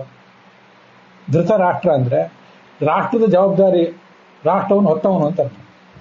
ರಾಷ್ಟ್ರದ ಪಾಲಕ ರಾಜ. ನಾವು ಎಲ್ಲ ಒಂದೊಂದು ರೀತಿ ಧೃತರಾಷ್ಟ್ರರೇ. ಭಾರಿ ದೊಡ್ಡ ಜವಾಬ್ದಾರಿ ನಮ್ಮ ಮೇಲೆ ಬಿದ್ದಿದೆ ಅನ್ನೋ ಥರ ನಾವೆಲ್ಲ ಒದ್ದಾಡ್ತಿರ್ತೇವೆ. ನಾವಿಲ್ಲಿ ಮಕ್ಕಳು ನೋಡೋ ಯಾರು, ಮೊಮ್ಮಕ್ಕಳು ನೋಡೋ ಯಾರು ಅಂತ ನಮ್ಗೆ ಗೋಳಾಟ. ಬೈದ ಸಾಯೋದು ನಡಿಯನ್ನು ಹೊರಡು ಅಂತ. ಒಂದ್ ದಿವಸ ಈ ಶರೀರ ಹಳೆ ಬಟ್ಟೆ ಅಂತ ನಾಶ ಆಗ್ಬೇಕಾದ ಶರೀರ ಇದು. ಹೋಗು, ಮನೆ ಬಿಟ್ಟು ಹೋಗು, ಕಾಡಿನಲ್ಲಿ ಈ ಶರೀರ ಬಿಡು, ಹೋಗು ಅಂತ ಹೇಳಿದ. ಆವಾಗ ಧೃತರಾಷ್ಟ್ರ ಎದ್ದು ಹೊರಟ ಅಂತ ಭಾಗವತ ಹೇಳ್ತದೆ. ಮಹಾಭಾರತ ವಿಸ್ತಾರವಾಗಿ ಹೇಳಿದೆ. ಆಯ್ತು, ಹೊರಡ್ಬೇಕಂದ್ರೆ ಈ ಧರ್ಮರಾಜ ಬಿಡಬೇಕಲ್ಲ. ಅವ ತುಂಬಾ ಮೃದು ಸ್ವಭಾವ. ನಮ್ಮ ದೊಡ್ಡಪ್ಪ ದೊಡ್ಡಮ್ಮನಿಗೆ ಕೊನೆ ಕಾಲದಲ್ಲಿ ಅದು ಒಂದು ಸುಖವಾಗಿರೋಣ, ಪಾಪ ಮಕ್ಕಳನ್ನ ಕಳ್ಕೊಂಡಿದ್ದಾನೆ. ಅವನು ಇವನೊಂದು ಸುಲಭವಾಗಿ ಬಿಡೋದಿಲ್ಲ ಅಂತೇಳಿ ಉಪವಾಸ ಸತ್ಯಾಗ್ರಹ ಮಾಡಿದ ಈ ಧೃತರಾಷ್ಟ್ರ. ಮಹಾಭಾರತದಲ್ಲಿ ಬರ್ತದೆ. ಅವಾಗ ಅವನು ಗಾಬರಿಯಾಗಿ ಬಂದ, ಯಾಕೆ ನಾವು ನಿಮ್ಮನ್ನು ಚೆನ್ನಾಗಿ ನೋಡ್ಕೊಳ್ಳಿಲ್ಲೇನೋ ಅಂತ. ಎಲ್ಲ ಚೆನ್ನಾಗಿ ನೋಡ್ಕೊಂಡಿದ್ದೆ, ನನಗೇನು ಸಾಕು, ನಾನು ನಿವೃತ್ತನಾಗ್ತೇನೆ ಅಂತ ನಿವೃತ್ತನಾಗಿ ಕಾಡಿಗೆ ಹೋಗಿಬಿಟ್ಟ ಧೃತರಾಷ್ಟ್ರ. ಅವನನ್ನು ನೋಡ್ಬೇಕು. ಅವನು ಹೋದಾಗ ಧೃತರಾಷ್ಟ್ರ, ಗಾಂಧಾರಿ, ಕುಂತಿನೂ ಹೋದ್ಲು. ಕುಂತಿ ಹೋದಾಗ ಮಕ್ಕಳು ಮತ್ತೆ ಗೋಳಾಡಿದರು. ಇಷ್ಟು ವರ್ಷ ಅಂತೂ ವನವಾಸ ಅಜ್ಞಾತವಾಸ ಎಲ್ಲೋ ನಾವು ಕಳೆದ್ವಿ, ನೀನು ಎಲ್ಲೋ ಇದ್ದಿ, ಈಗ ಬಾ ಅಂತ ಕರ್ಕೊಂಡು ಹೋದ್ರು. ಬಿಡ್ಲಿಲ್ಲ ಅವಳು, ಹೋಗಿಬಿಟ್ಲು ಅವಳು. ಅವಳು ಹೋದ್ಲು. ವಿದುರನೂ ಹೋದ, ಸಂಜಯನೂ ಹೋದ. ಎಲ್ಲರೂ ಕಾಡಿನಲ್ಲಿದ್ದು. ಕಾಡಿಗೆ ಹೋದ ಅಂತ ಅವನು ಧೃತರಾಷ್ಟ್ರ ಕಾಡಿಗೆ ಹೋದ. ಅಲ್ಲಿ ಅವನು ಏನೇನು ಆಲೋಚನೆ ಮಾಡ್ತಿದ್ದ. ಮುಪ್ಪು ಬಂದಾಗ ನಾವು ಹೇಗೆ ಅದನ್ನ ಸ್ವಾಗತ ಮಾಡಬೇಕು ಅಂತ ಅಲ್ಲಿ ವರ್ಣನೆ ಮಾಡ್ತಾರೆ. ನಮಗೆ ಇಲ್ಲಿರುವಂಥ ಎಲ್ಲ ಸಂಗತಿಗಳನ್ನ ನಾವೇನಾದರೂ ಒಂದು ವೇಳೆ ಹೇಳಿದರೆ ಅವು ನಮಗೆ ಎಲ್ಲನೂ ಕೂಡ ಮನಸ್ಸಿನಲ್ಲಿ ನಿಲ್ಲೋದಿಲ್ಲ. ಆದ್ರಿಂದ ಅಲ್ಲಿದ್ದದ್ದು ಎಲ್ಲವನ್ನೂ ಕೂಡ ನಾನೀಗ ಹೇಳಲಿಕ್ಕೆ ಹೋಗೋದಿಲ್ಲ. ಅಲ್ಲಿರೋ ಕೆಲವು ಸಂಗತಿಗಳನ್ನು ಮಾತ್ರ ಸುಮ್ಮನೆ ಹೇಳ್ತೇನೆ ಅಷ್ಟೆ. ನಮ್ಮ ದೇಹ ಇದು ಬೆಂಕಿ, ನೀರು, ಮಣ್ಣು ಇದರಿಂದ ಹುಟ್ಟಿದ್ದು. ಒಂದು ಗಿಡ ಮರ ಎಲ್ಲವೂ ಅದರಿಂದ ಹುಟ್ಟಿದ್ದು. ನಮ್ಮ ದೇಹ, ನಾವು ಜೀವ ಅನಾದಿ ನಿತ್ಯ, ಅದು ಈ ದೇಹದ ಮೂಲಕ ಹುಟ್ಟಿತ್ತು. ಈ ದೇಹ ನನಗೀಗ 50 ಆಯಿತು, 60 ಕೆಲವರಿಗಾಯ್ತು, 70 ಕೆಲವರಿಗಾಯ್ತು. ಈ ದೇಹ ಎಲ್ಲಿಂದ ಬಂತು? ಮಣ್ಣಿಂದ ಬಂತು, ಅಲ್ಲಿಗೆ ಹೋಗ್ತದೆ ನಾಳೆ ಅಂತ ಒಂದ್ಸರಿ ರಿವರ್ಸ್ ಆರ್ಡರಿಗೆ ಹೋಗಿ. ಇದೆ ಲಯಚಿಂತನ ಅಂತಾರೆ. ಅಲ್ಲಿರೋ ಎಲ್ಲ ವಿಷಯಗಳನ್ನು ನಾನು ಹೇಳೋದಿಲ್ಲ. ಲಯಚಿಂತನ ಅಂತ ಇದನ್ನ, ಧೃತರಾಷ್ಟ್ರನ ಲಯಚಿಂತನ ಅಂತ ಇದನ್ನ ವರ್ಣನೆ ಮಾಡ್ತಾರೆ. ಧೃತರಾಷ್ಟ್ರ ಹೇಗೆ ಪ್ರಾಣ ಬಿಟ್ಟ ಅನ್ನೋದನ್ನ ನಾರದರು ಬಂದು ಪಾಂಡವರಿಗೆ ಹೇಳ್ತಾರೆ. ಅವನು ನನ್ನ ಈ ದೇಹ ಎಲ್ಲಿಂದ ಹುಟ್ಟಿತು? ಬ್ರಹ್ಮ, ಚತುರ್ಮುಖ ಬ್ರಹ್ಮ ನಮ್ಮ ದೇಹ ಹುಟ್ಟಿಸಿದ. ಆ ಬ್ರಹ್ಮನನ್ನು ಯಾರು ಹುಟ್ಟಿಸಿದ? ಹೀಗೆ ರಿವರ್ಸ್ ಆರ್ಡರ್ನಲ್ಲಿ ಹೋಗೋದಕ್ಕೆ ಲಯಚಿಂತನ ಅಂತ. ಮೇಲಿಂದ ಕೆಳಗೆ ಬಂದ್ರೆ ಪರಮಾತ್ಮನಿಂದ ಬ್ರಹ್ಮನಿಂದ ಪಂಚಮಹಾಭೂತಗಳು, ಹೀಗೆಲ್ಲ ಆಲೋಚನೆ ಮಾಡ್ತಾ ಬಂದ್ರೆ ಇದು ಸೃಷ್ಟಿ ಚಿಂತನ, ಸೃಷ್ಟಿ ಬಗ್ಗೆ ಒಂದು ಆಲೋಚನೆ. ರಿವರ್ಸ್ ಆರ್ಡರ್ನಲ್ಲಿ ಹೋದನಂತೆ ಆ ಧೃತರಾಷ್ಟ್ರ. ಹೋಗಿ ಅದೆಲ್ಲವನ್ನು ಪರಿತ್ಯಾಗ ಮಾಡಿದಂತೆ. ಕ್ರಮವಾಗಿ ಅದೆಲ್ಲವನ್ನು ಪರಿತ್ಯಾಗ ಮಾಡಿ ಹೊರಟೋಗಿಬಿಟ್ಟ. ಇದು ಧೃತರಾಷ್ಟ್ರನ ಲಯಚಿಂತನ 1ನೇ ಸ್ಕಂದ 12ನೇ ಅಧ್ಯಾಯದಲ್ಲಿ ಬಂದಿದೆ. ಅವನು ಪ್ರಾಣ ಪರಿತ್ಯಾಗ ಮಾಡಿದ. ಮುಂದೊಂದು ಕಾಲದಲ್ಲಿ ಈ ಧರ್ಮರಾಜನು ಕೂಡ ಪ್ರಾಣ ಪರಿತ್ಯಾಗ ಮಾಡುವಂಥ ಪ್ರಸಂಗ ಬಂತು. ಅವನು ಪ್ರಾಣ ಪರಿತ್ಯಾಗ ಮಾಡುವಾಗ ತಮ್ಮ ತಮ್ಮಂದ್ರ ಜೊತೆ. ಯಾಕೆಂದ್ರೆ ಆಗಾಗಲೇ ಕೃಷ್ಣ ಈ ಭೂಮಿ ಬಿಟ್ಟು ಹೋಗಿದ್ದ, ಬಲರಾಮನು ಬಿಟ್ಟು ಹೋಗಿದ್ದ. ಮತ್ತು ಅವರೆಲ್ಲ ಹೋಗಿದ್ದಾರೆ ಅಂದಮೇಲೆ ಇನ್ನು ನಾವು ಯಾಕೆ ಬದುಕಿರಬೇಕು ಅಂತ ಪಂಚಪಾಂಡವರು ಕೂಡ ಆಲೋಚನೆ ಮಾಡಿದಿರುತ್ತೆ. ಅದು ಈ 14ನೇ ಸ್ಕಂದ ಇತ್ಯಾದಿ ಕಡೆಗಳಲ್ಲಿ ಆ ವಿಷಯ ಬರ್ತದೆ. ಪ್ರಾಯೇಣೈತದ್ ಭಗವತಃ ಈಶ್ವರಸ್ಯ ವಿಚೇಷ್ಟಿತಂ ಮಿಥೋ ನಿಘ್ನಂತೆ ಭೂತಾನಿ ಭಾವಯಂತಿ ಚ ಯನ್ಮಿಥಃ. ಇದೊಂದು ಶ್ಲೋಕ ನಾನು ಮೇಲಿನ ಮೇಲೆ ಮತ್ತೆ ಹೇಳ್ಕೊತಿರ್ತೇನೆ. ನಮ್ಮ ಸುತ್ತಮುತ್ತಲು ಏನೇ ನಡೀಲಿ ಅದೆಲ್ಲ ಭಗವಂತನ ಚೇಷ್ಟೆ. ಭಗವಂತನ ಚೇಷ್ಟ ಅಂದ್ರೆ ಕಪಿಚೇಷ್ಟೆ ಅಂತಿರ್ತಾರಲ್ಲ, ಅಂತ ಚೇಷ್ಟೆ ಅಲ್ಲ. ಚೇಷ್ಟ ಅಂದ್ರೆ ಲೀಲಾ ಅಂತ ತಿಳ್ಕೋಬೇಕು. ಅದು ಹೇಗೆ ಅಂದ್ರೆ, ಈಗ ಒಂದ್ ಕಡೆ ನೋಡಿ, ಮಿಥೋ ನಿಘ್ನಂತೆ ಭೂತಾನೆ, ಇಬ್ಬರು ಪರಸ್ಪರ ಬಡದಾಡ್ತಿರ್ತಾರೆ ಒಂದ್ ಕಡೆ. ಇನ್ನೊಂದ್ ಕಡೆ ನೋಡ್ರಿ, ಪರಸ್ಪರ ಗೌರವದಿಂದ ಒಬ್ಬರನ್ನೊಬ್ರು ಸನ್ಮಾನಿಸುವುದೇನು, ಒಬ್ಬರನ್ನೊಬ್ರು ಪ್ರೇಮಿಸುವುದೇನು. ಗಂಡು ಹೆಣ್ಣು ನೋಡಿರ್ಬೇಕಾರೆ ಗಂಡು ಹೆಣ್ಣುಗಳು ಪರಸ್ಪರ ಪ್ರೇಮಿಸ್ತಿರ್ತಾರೆ. ಇನ್ನೊಂದ್ ಕಡೆ ಗಂಡು ಹೆಣ್ಣುಗಳು ಬಡದಾಡ್ತಿರ್ತಾರೆ. ಗಂಡು ಹೆಣ್ಣು ಆಗ್ಬೋದು, ಗಂಡು ಆಗ್ಬೋದು, ಹೆಣ್ಣು ಹೆಣ್ಣು ಆಗ್ಬೋದು. ಯಾವ್ಯಾವ ಕಾರಣಕ್ಕಾಗಿ ಕೋಲಾಹಲ ಮಾಡ್ತಿರ್ತಾರೆ, ಕಲಹ ಮಾಡ್ತಿರ್ತಾರೆ. ಒಂದು ಜಗತ್ತಿನ ಒಂದು ಭಾಗದಲ್ಲಿ ಕಲಹ, ಜಗಳ, ದ್ವೇಷ, ಕೊಲೆ, ಇನ್ನೊಂದು ಜಾಗದಲ್ಲಿ ಪ್ರೀತಿ, ಪ್ರೇಮ, ಸನ್ಮಾನ, ಪ್ರಶಂಸೆ. ಇದು ಒಂದು. ಇನ್ನೊಂದು ಸರಿ ಇದನ್ನ ನಾನು ಅರ್ಥ ಮಾಡ್ಕೊಂಡದ್ದು ಹೀಗೆ. ಇವೊಂದು ಇಬ್ಬರನ್ನ ತಗೊಳ್ರಿ, ಇಬ್ಬರು ಸ್ನೇಹಿತರು, ಇವತ್ತು ಭಾರಿ ಪರಸ್ಪರ ಸ್ನೇಹ, ಪ್ರೀತಿ. ಇವ್ರ ಮನೆಯೊಳಗೆ ಅವ್ರು ಊಟ ಮಾಡುವುದೇನು, ಅವ್ರ ಮನೆಯಲ್ಲಿ ಇವ್ರು ಊಟ ಮಾಡುವುದೇನು, ಇವ್ರಿಗೆ ಹೇಳ್ದೆ ಏನು ಅವರು ಮಾಡೋದಿಲ್ಲ, ಅವ್ರಿಗೆ ಹೇಳ್ದೆ ಏನು ಇವರು ಮಾಡೋದಿಲ್ಲ. ಇವ್ರು ಬಂದ್ರು ಅಂದ್ರೆ ಅವ್ರಿಗೆ ಸಂಭ್ರಮ ಏನು, ಅವ್ರು ಬಂದು ಇವ್ರಿಗೇನು ಸಂಭ್ರಮ. ಇದು ಪರಸ್ಪರ ಮಾನ, ಪ್ರಶಂಸೆ. ಒಂದು ಕಾಲದಲ್ಲಿ ಭಗವಂತನ ಇಚ್ಛೆ ತಪ್ಪಿದರೆ ಪರಸ್ಪರ ವಿರೋಧಿಗಳಾಗಿಬಿಡ್ತಾರೆ. ಪರಸ್ಪರ ವಿರೋಧಿಗಳಾಗಿ ಇವ್ರು ಅವ್ರನ್ನ ಬೈಯೋದೇನು, ಇವರು ನೆರಳು ಕಂಡ್ರೆ ಅವ್ರಿಗೆ ಆಗೋದಿಲ್ಲ, ಅವರ ನೆರಳು ಕಂಡ್ರೆ ಇವ್ರಿಗೆ ಆಗೋದಿಲ್ಲ ಅನ್ನುವಷ್ಟು ದ್ವೇಷ ಶುರುವಾಗ್ತದೆ. ಅದೇ ವ್ಯಕ್ತಿ ಹಿಂದೆ ದ್ವೇಷಿಯಾಗಿದ್ದವನು ಇವತ್ತು ಪರಸ್ಪರ ಗೌರವಿಸ್ತಾರೆ, ಇವತ್ತು ಗೌರವಿಸಿದವರು ಮತ್ತೆ ಪ್ರೀತಿಸ್ತಾರೆ. ಇವೆಲ್ಲ ಜಗತ್ತಿನ ಲೀಲೆ. ಯಾದವರೆಲ್ಲ ಪರಸ್ಪರ ಹೊಡೆದಾಡ್ಕೊಂಡು ಸತ್ತೋದು. ಕೃಷ್ಣ ಬಲರಾಮರು ಕೂಡ ಸಾಕಿನ್ನಿ ಸಂಸಾರ ಅಂತ ಅವ್ರು ಹೊರಟೋಗ್ಬಿಟ್ರು. ಅಲ್ಲಿ ಒಂದ್ಸರಿ ನೋಡಿದ್ರಂತೆ ಪಾಂಡವರು, ಎಲ್ಲ ಕಡೆ ಕಲಿ ಕಾಲಿಟ್ಟಿದ್ದಾನೆ. ಕಲಿ ಕಾಲಿಟ್ಟದ್ದು ಬಹಳ ಹಿಂದೆನೆ, ನಾನು ನಿನ್ನೆ ಅದನ್ನು ಹೇಳಿದ್ದೆ. ದುರ್ಯೋಧನ ಯಾವಾಗ ಭೀಮನ ಗದೆ ಪೆಟ್ಟಿಗೆ ತೊಡೆ ಮುರಿದು ಬಿದ್ನು, ಆವಾಗಲೇ ಕಲಿಯುಗ ಪ್ರಾರಂಭ ಆಗಿತ್ತು. ಒಂದು 36 ವರ್ಷ ಮತ್ತು ಒಂದು 36 ವರ್ಷ ಮತ್ತೆ ರಾಜ್ಯಭಾರ ಮಾಡಿದ್ರು ಪಾಂಡವರು. ಕ್ರಮೇಣ ಕಲಿ ಪ್ರಭಾವ ಹೆಚ್ಚಾಗಲಿಕ್ಕೆ ತೊಡಗಿತ್ತು. ಒಂದು ಕಡೆ ಒಂದು ಕಥಾ ಇದೆ, ಅದು ಮೂಲ ಮಹಾಭಾರತದಲ್ಲಿಲ್ಲ ಅಂತೂ ಎಲ್ಲೋ ಒಂದು ಕಡೆ ಹಾಗೆ ಕಾಣಿಸ್ತದೆ. ಸುಮ್ಮನೆ ಕಥೆಯನ್ನು ಕೇಳಿ ಬಿಟ್ಬಿಡಿ, ನಡೆದ ಕಥೆಯನ್ನು ತಿಳ್ಕೋಬೇಡಿ. ಆದ್ರೂ ಕಥೆ ಉದ್ಬೋಧಕವಾಗಿದೆ. ಪಾಂಡವರು ರಾಜ್ಯಭಾರ ಮಾಡ್ತಾ ಮಾಡ್ತಾ ಕೊನೆಗೆ ಒಂದು ದಿವಸ ಒಂದು ಕಡೆ ಒಂದು ಪಾಂಡವರ ಕೋರ್ಟ್ಗೆ, ಅವರ ನ್ಯಾಯಾಲಯಕ್ಕೆ ಒಂದು ಕೇಸ್ ಬಂತಿತ್ತು. ಅದೇನಂದ್ರೆ ಒಬ್ಬ ಭೂಮಿ ಕೊಟ್ಟಿದ್ದಂತೆ, ಇನ್ನೊಬ್ಬ ಅದನ್ನು ತಗೊಂಡಿದ್ದ. ಅವರಿಬ್ಬರ ನಡುವೆ ಇವನ್ನ ನಾ ಕೊಟ್ಟಿಲ್ಲ, ಇವನು ಕಸ್ಕೊಂಡಿದ್ದಾನೆ ಅಂತ ಇವನು ಮೊದಲನೇವನು. ಅನ್ಯಾಯ ಶುರುವಾಗಿತ್ತು. ರಿಜಿಸ್ಟ್ರೇಷನ್ ಇರಲಿಲ್ಲ, ನೋಂದಣಿ ಇರಲಿಲ್ಲ, ಯಾರೋ ನೋಟ್ರಿಗಳಿರಲಿಲ್ಲ. ಮಾತಿನಿಂದ ಎಲ್ಲ ನಡೀತಿತ್ತು. ಈ ಕೆಲವು ವರ್ಷದ ಹಿಂದೆಯೂ ಅದೇ ನಡೀತಿತ್ತು. ಆದರೆ ಭೂಮಿ ವಿಷಯವಾಗಿ ಒಂದು ವ್ಯಾಜ್ಯ ನಡೀತಂತೆ. ಆವಾಗ ಪಾಂಡವರಿಗೆ ನಿಶ್ಚಯ ಆಯಿತು, ಕಲಿಯುಗ ಈಗ ಪೂರ್ಣವಾಗಿ ಕಾಲಿಟ್ಟಿದೆ, ಇನ್ನು ನಾವಿಲ್ಲಿರೋದು ಬೇಡ, ನಾವಿದ್ರೆ ಕಲಿಯನ್ನು ನಾವು ನಿಗ್ರಹ ಮಾಡೇ ಮಾಡ್ತೇವೆ. ಆದರೆ ಎಷ್ಟು ದಿವಸ ಮಾಡ್ತೇವೆ? ಒಂದು ದಿವಸ ಕಲಿಯು ತನ್ನ ಕೆಲಸ ಮಾಡ್ಬೇಕಲ್ಲ, ಸಾಕು ಅಂತ ಬಿಟ್ರು, ಹೊರಟು ನಿಂತರು ಅಂತ ಮಹಾಭಾರತದಲ್ಲಿ ಒಂದು ಕಡೆ ನಡೆದ ಕಥೆ ಇರ್ಲಿಕ್ಕಿಲ್ಲ. ಅದು ಏನೋ ಯಾರೋ ಸೇರಿಸಿದ ಕಥೆ ಅಂತೂ ತುಂಬ ಉದ್ಬೋಧಕವಾದ ಕಥಾ ಅದು. ಹಾಗೆ ಅವರು ಇನ್ನು ಹೊರಡಬೇಕು ಅಂತ ಪಾಂಡವರು ಆಲೋಚನೆ ಮಾಡಿದರು.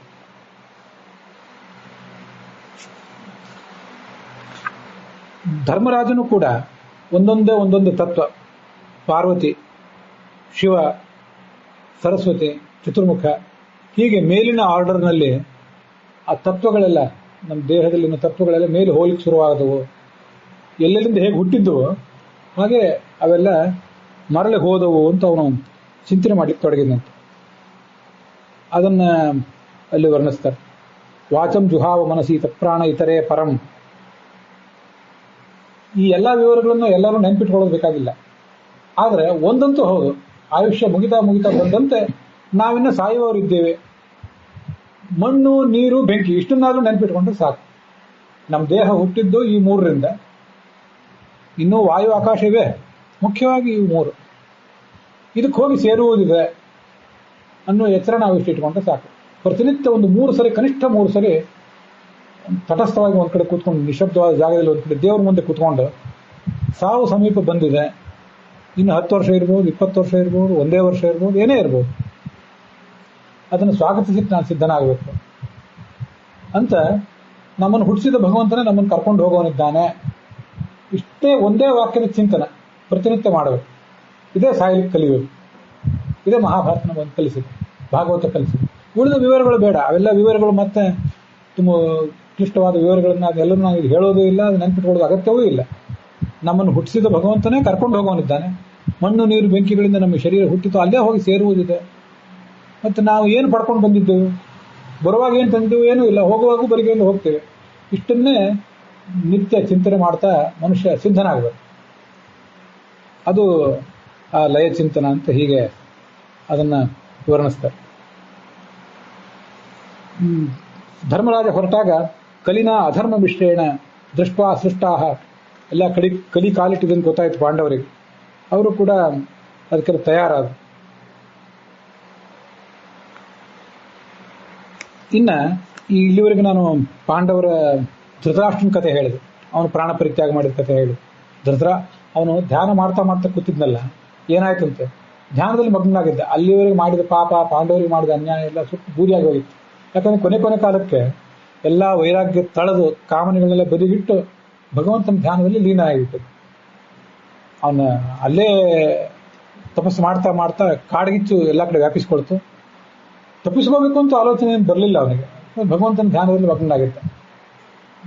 ಕುಂತಿ, ಗಾಂಧಾರಿ, ಪಾಂಡು, ಸಂಜಯ್ ಎಲ್ಲರೂ ಹೊರಟೋದು. ಅಲ್ಲೇ ಅವಾಗ ಈ ಧರ್ಮರಾಜ ಬಂದಿದ್ದ. ವಿದುರ ಮತ್ತು ಧರ್ಮರಾಜ ಇಬ್ಬರೂ ಕೂಡ ಯಮಧರ್ಮನ ಅವತಾರ. ವಿದುರ ತಾನು ಸಾಯುವಾಗ ತನ್ನ ಒಂದು ಅಂಶವನ್ನ ಧರ್ಮರಾಜನಲ್ಲಿಟ್ಟು ಹೋಗಿಬಿಟ್ಟ. ಹೀಗೆಲ್ಲ ಅಲ್ಲಿ ಕಥಾ ಬರ್ತದೆ. ಧರ್ಮರಾಜನು ಕೂಡ ಹೀಗೆ ಪ್ರಾಣ ಪರಿತ್ಯಾಗ ಮಾಡಿದ, ಅವನ ಬಗ್ಗೆ ಅಲ್ಲಿ ವರ್ಣನೆ ಬರ್ತದೆ. ಇಷ್ಟೆಲ್ಲ ಆದಮೇಲೆ ಅವನ ಮಗನ ಕಥೆ ಇದು. ಧೃತರಾಷ್ಟ್ರನ ಕಥೆ ಆಯಿತು, ಧರ್ಮರಾಜನ ಕಥೆ ಆಯಿತು, ಅವರೆಲ್ಲ ಸದ್ಗತಿಯನ್ನು ಪಡೆದರು ಅಂತ ಇಷ್ಟು ಕಥಾ ಬರ್ತದೆ. ಅದಾದ್ಮೇಲೆ ಕೊನೆಗೆ ಈ ಪರೀಕ್ಷಿತನ ಕಥೆ, ಅವನು ಹೇಗೆ ಮರಣಕ್ಕೆ ಸಿದ್ಧನಾದ ಅಂತ ಒಂದು ಕಥಾ ಈಗ ನಾವು ನೋಡಬೇಕಾಗಿದೆ.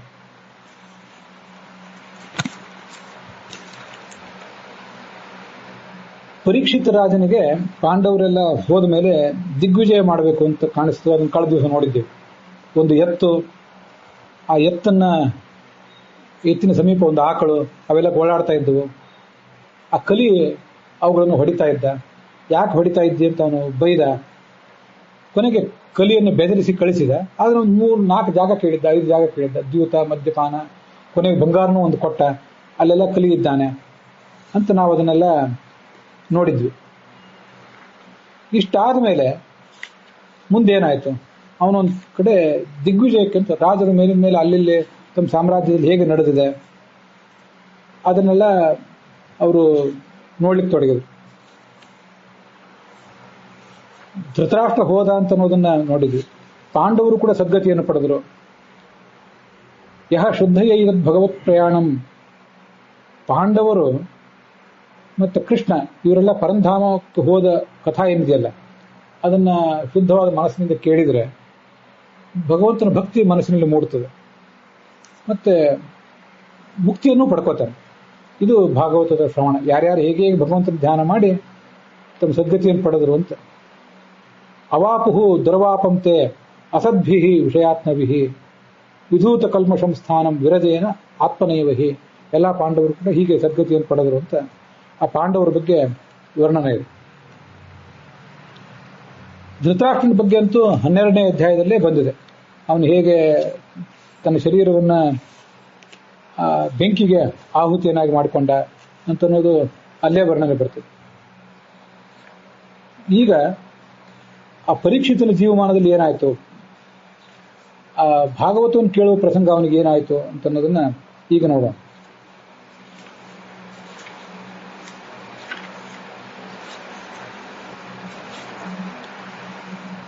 ಅವನು ಬೇಟೆ ಆಡಲಿಕ್ಕೆ ಅಂತ ಒಂದು ಕಡೆ ಹೋಗಿದ್ದ.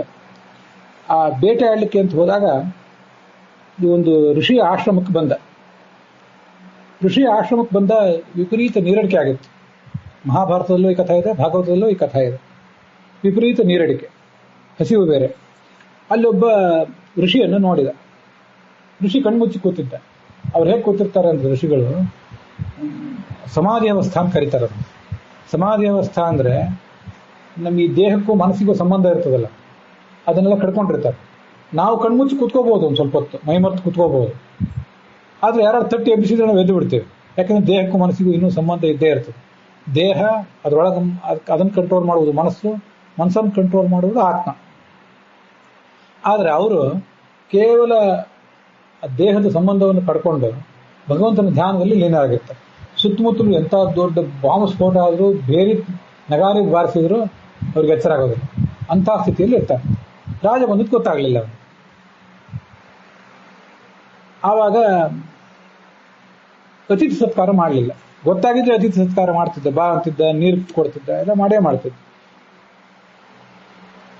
ರಾಜ ಕೇಳಿದೆ, ನನಗೆ ಗಂಟಲು ಒಣಗಿದೆ, ನೀರು ಕೊಡು. ರಾಜ ಮಾತೇ ಆಡಲಿಲ್ಲ, ಈ ಮುನಿ ಮಾತಾಡಲಿಲ್ಲ, ಆಸನ ಕೊಡಲಿಲ್ಲ, ಕೂತ್ಕೋಬಾ ಅಂತ ಹೇಳಲೂ ಇಲ್ಲ. ಇದು ಋಷಿ ತನಗೆ ಅವಮಾನ ಮಾಡಿದ ಅಂತ ಅನ್ಕೊಂಡ ಈ ರಾಜ. ಅವನಿಗೆ ಇಂಥ ಕೋಪ, ಅಸಹನೆ, ಇಂಥ ದುಡುಕು ಬುದ್ಧಿ ಹಿಂದೆಂದೂ ಬಂದದ್ದಲ್ಲ, ಮಹಾತ್ಮನಾದ ರಾಜ. ಆದ್ರೆ ಆಕಸ್ಮಿಕವಾಗಿ ಬಂತು. ಹೊರಗೆ ಬಂದ, ಆಶ್ರಮದ ಹೊರಗೆ ಬಂದು ಅದು ಸತ್ತ ಹಾವು. ಅದನ್ನು ತನ್ನ ಬಿಲ್ಲಿನ ತುದಿ ಹಿಂದೆ ಎತ್ತಿದ, ಎತ್ತಿ ಆ ಮುನಿಯ ಕೊರಳಿಗೆ ಹಾಕಿದ. ಸತ್ತ ಹಾವಿನ ಹೆಣವನ್ನು ಮುನಿಯ ಕೊರಳಿಗೆ ಹಾಕಿದ. ಅಲ್ಲಿಂದ ರಾಜಧಾನಿಗೆ ಬಂದ್ಬಿಟ್ಟೆ. ಆದರೆ ಏಕೋ ಅವನಿಗೆ ತನಗೆ ಸಂಶಯ ಬಂತು, ಏನು ಮಾಡಿದೆ ನಾನು, ಯಾಕೆ ಹೀಗೆ ಮಾಡಿದೆ, ತಪ್ಪು ಮಾಡಿದ್ನಲ್ಲ. ದೊಡ್ಡ ಮುನಿ, ಅವನಿಗೆ ನಾನು ಅವಮಾನ ಮಾಡಬಾರ್ದಿತ್ತಲ್ಲ. ಆ ಮುನಿದೇ ತಪ್ಪ, ನನ್ನ ಸತ್ಕಾರ ಅವನು ಮಾಡಲಿಲ್ವಾ, ಅಥವಾ ನಂದು ತಪ್ಪ ಅಂದ್ಕೊಂಡು ಅರಮನೆಗೆ ಬಂದು ತಲುಪಿದೆ. ಆ ಮುನಿಯ ಹೆಸರು ಶಮೀಕ ಅಂತ, ಮಹಾಭಾರತದಲ್ಲಿ ಅವನ ಮಗ ಶೃಂಗಿ ಅಂತ ಒಬ್ಬ ಇದ್ದ, ಸಣ್ಣ ಹುಡುಗ.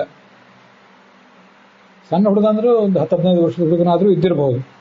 ಮಕ್ಕಳ ಜೊತೆ ಆಟ ಆಡ್ಲಿಕ್ಕೆ ಹೋಗಿದ್ದ, ಉಳಿದ ಆಶ್ರಮದ ಬಾಲಕರ ಜೊತೆ. ಎಲ್ಲೋ ಆಟ ಆಡ್ಲಿಕ್ಕೆ ಹೋದಾಗ ಅವ್ನಿಗೆ ಯಾರೋ ಒಬ್ರು ಹೇಳಿದ್ರು, ನಿನ್ಗೆ ಗೊತ್ತಾ ನಿಮ್ಮ ತಂದೆಗೆ ಎಂಥ ಅವಮಾನ ಮಾಡಿದ ಗೊತ್ತಾ ರಾಜ? ಏನು ಮಾಡಿದ ಅಂದ್ರೆ, ಸತ್ತ ಹಾವಿನ ಹೆಣವನ್ನು ನಿಮ್ಮ ತಂದೆ ಕೊರಳಿಗೆ ಹಾಕಿಬಿಟ್ಟಿದ್ದಾನೆ. ಅವನಿಗೆ ಚಿಕ್ಕ ವಯಸ್ಸಾದ್ರಿಂದ ಕೋಪ ಸ್ಫೋಟಿಸಿ, ಲೋಕವನ್ನು ಆಳುವ, ರಾಜ್ಯವನ್ನು ಆಳುವ ದೊರೆನೇ ಅಂತ ಅವಮಾನ ಮಾಡಿಬಿಟ್ರೆ ಏನು ಜಗತ್ತು ನೋಡುವವರು ಯಾರು? ಮನೆಯ ಆಳು ಯಜಮಾನನಿಗೆ ಅವಮಾನ ಮಾಡಿದಂಗಾಯ್ತು. ರಾಜರು ಜ್ಞಾನಿಗಳಾದ ನಮಗೆ ಅಡಿಯಾಳಾಗಿರ್ಬೇಕು, ಇಂಥ ಅನ್ಯಾಯ ಮಾಡಿಬಿಟ್ರಲ್ಲ ಇವರು. ಇವನಿಗೊಂದು ಶಿಕ್ಷೆ ಕೊಡ್ತೇನೆ ನೋಡ್ರಿ ಅಂತ ಹೇಳಿದ. ಯಾವತ್ತು ಶಾಪ ಕೊಡ್ಬೇಕಾದ್ರೆ ಏನು ಮಾಡ್ಬೇಕು, ಕೈಯಲ್ಲಿ ನೀರಿರ್ಬೇಕು. ಆಮೇಲೆ ಈ ಬೆರಳಿಗೆ ಒಂದು ದರ್ಭೆ ಇರಬೇಕು, ದರ್ಭೆ ಉಂಗುರ ಒಂದಿರ್ತದೆ, ಅದು ಇರಬೇಕು. ಸಾಮಾನ್ಯವಾಗಿ ಇದ್ದೇ ಇರ್ತದೆ ಯಾವಾಗಲೂ. ಇವರು ಬಿದ್ದು ಹೋಗಿದ್ರು ಮತ್ತೆ ಅದನ್ನು ಹಾಕೊಳ್ಬೇಕು. ಈಗ ಅದು ಆ ದರ್ಭೆ ಉಂಗುರ ಹಾಕೊಳ್ಳಿಕ್ಕೆ ಆಗದೆ ನಾವು ಅಂತಸ್ತು ಹೆಚ್ಚಾಗಿ ಬೆಳ್ಳಿದು ಬಂಗಾರದ ಹಾಕೊಳ್ಳಿಕ್ಕೆ ಶುರು ಮಾಡಿದ್ದಾರೆ ಪುರೋಹಿತರೆಲ್ಲ. ವಸ್ತುತಃ ದರ್ಭೆದಿರಬೇಕು ಇಲ್ಲಿ. ಅಂತೂ ಅದನ್ನು ಹಾಕೊಂಡ. ವಜ್ರಾಯುಧಂತ ಶಾಪ ಅಂದ್ರೆ ಸಾಮಾನ್ಯ ಶಾಪ ಅಲ್ಲ. ಇನ್ನು 7 ದಿವಸದಲ್ಲಿ ತಕ್ಷಕ, ಯಾವುದೋ ಸಾಮಾನ್ಯ ಇಲ್ಲಿ ಯಾವುದೋ ಹೊಲದಲ್ಲಿ ಜಮೀನಲ್ಲಿ ಓಡಾಡಿಕೊಂಡ ಕ್ಷುದ್ರವಾದ ಹಾವಲ್ಲ. ತಕ್ಷಕ ಅಂತ ಮಹಾನಾಗ, ತಕ್ಷಕ, ಕಾರ್ಕೋಟಕ ಇವೆಲ್ಲ ಬಹಳ ಕ್ರೂರವಾದ ಹಾವುಗಳು. ಆದರೆ ದೇವತೆಗಳು. ಆ ಹಾವು ಕಚ್ಚಿ ಸುಟ್ಟು ಬೂದಿಯಾಗಿ ಹೋಗಲಿ ರಾಜ ಅಂತ ಶಾಪ ಕೊಟ್ಬಿಟ್ಟು ಮನೆಗೆ ಬಂದ. ತಂದೆಯನ್ನು ನೋಡಿದ, ಅಳ್ಳಿಕ್ಕೆ ಶುರು ಮಾಡಿದ. ಈ ಬಾಳೋ ತತ್ನಲ್ಲ ಈ ಮಗ. ಅಷ್ಟೊತ್ತಿಗೆ ತಂದೆಗೆ ಎಚ್ಚರ ಆಯಿತು. ಸಮಾಜ ವ್ಯವಸ್ಥೆಯಿಂದ ಹೊರಗೆ ಬಂದ. ಯಾಕೆ ಅಳ್ತಾ ಇದ್ದಿ, ಏನಾಯ್ತು, ನಿನಗೆ ಯಾರು ತೊಂದರೆ ಕೊಟ್ರ ಅಂತ. ಈ ತಂದೆಗೆ ಚಿಂತೆ ಏನಂದ್ರೆ, ನನಗೇನಾಗಿದೆ ಅಂತ ಚಿಂತೆ ಅಲ್ಲ, ಮುನಿ ಸ್ವಭಾವ. ನಿನಗೇನಾಯ್ತಪ್ಪ, ಯಾರು ಹೊಡೆದ್ರ ಬಡದ್ರ ಅಂತ ಕೇಳಿದೆ. ಅದಕ್ಕೆ ಮಗ ನೋಡಿ, ನಿಮ್ಮ ಹೆಗಲು ನೋಡಿ, ಅಲ್ಲಿ ಹಾವಿನ ಹೆಣ ನೋಡಿ, ಶಾಪ ಕೊಟ್ಟೆ. ತಂದೆ ಅಂದ, ಎಂಥ ತಪ್ಪು ಮಾಡಿದೆ? ಪಾಪ ಏನೋ ರಾಜ ತಿಳಿದೆ ತಪ್ಪು ಮಾಡಿದ, ನಮ್ಮನ್ನು ಆಳುವ ದೊರೆ, ನಮಗೆಲ್ಲ ರಕ್ಷಣೆ ಕೊಡುವವನು, ಇಂಥ ದೊಡ್ಡ ಶಾಪ ಕೊಟ್ಬಿಟ್ಟಿಲ್ಲ, ಮಾಡಬಾರ್ದಿತ್ತು ಹೀಗೆ. ರಾಜ ಪ್ರಜೆಗಳನ್ನ ದಂಡಿಸ್ಬೇಕು, ತಪ್ಪು ಕೊಟ್ಟರೆ. ಹೋಗಿ ಪ್ರಜೆಗಳೇ ರಾಜನ ದಂಡಿಸ್ಲಿಕ್ಕೆ ಶುರು ಮಾಡಿದ್ರೆ ಗತಿ ಏನು? ಇದನ್ನ ಜಗತ್ತು ನಡೆಯೋದು ಹೇಗೆ? ಕಳ್ಳ ಕಾಕರ ಭಯ. ಆವತ್ತಿನ ಕಾಲದಲ್ಲಿ ರಾಜರಾಗಿರ್ಲಿಲ್ಲ, ಸಜ್ಜನರಾಗಿದ್ರು, ಪ್ರಜೆಗಳು ಹಾಗಿದ್ರು. ಇವತ್ತು ಪ್ರಜೆಗಳು, ಪ್ರಭುಗಳು ಎಲ್ಲರೂ ಕೂಡ ಅದೇ ಲೆವೆಲ್ಗೆ ಬಂದು ನಿಂತಿದ್ದಾರೆ. ಎಲ್ಲರೂ ನೀಚರೇ ಆಗಿದ್ದಾರೆ. ಆಯಿತು, ಕಲಹ, ಕೋಲಾಹಲ, ಎಲ್ಲ ಕಡೆ ಧರ್ಮದ ನಾಶ ಆಗಿ ಹೋಗ್ತದೆ. ಯಾರು ಕಾಪಾಡೋರು? ಪಾಪ ಹಸಿವು ನೀರಡಿಕೆಯಿಂದ ಬಂದಿದ್ದ. ನಾವು ಅವನಿಗೊಂದು ಸತ್ಕಾರ ಮಾಡಬೇಕಿತ್ತು, ಮಾಡಲಿಲ್ವಲ್ಲ.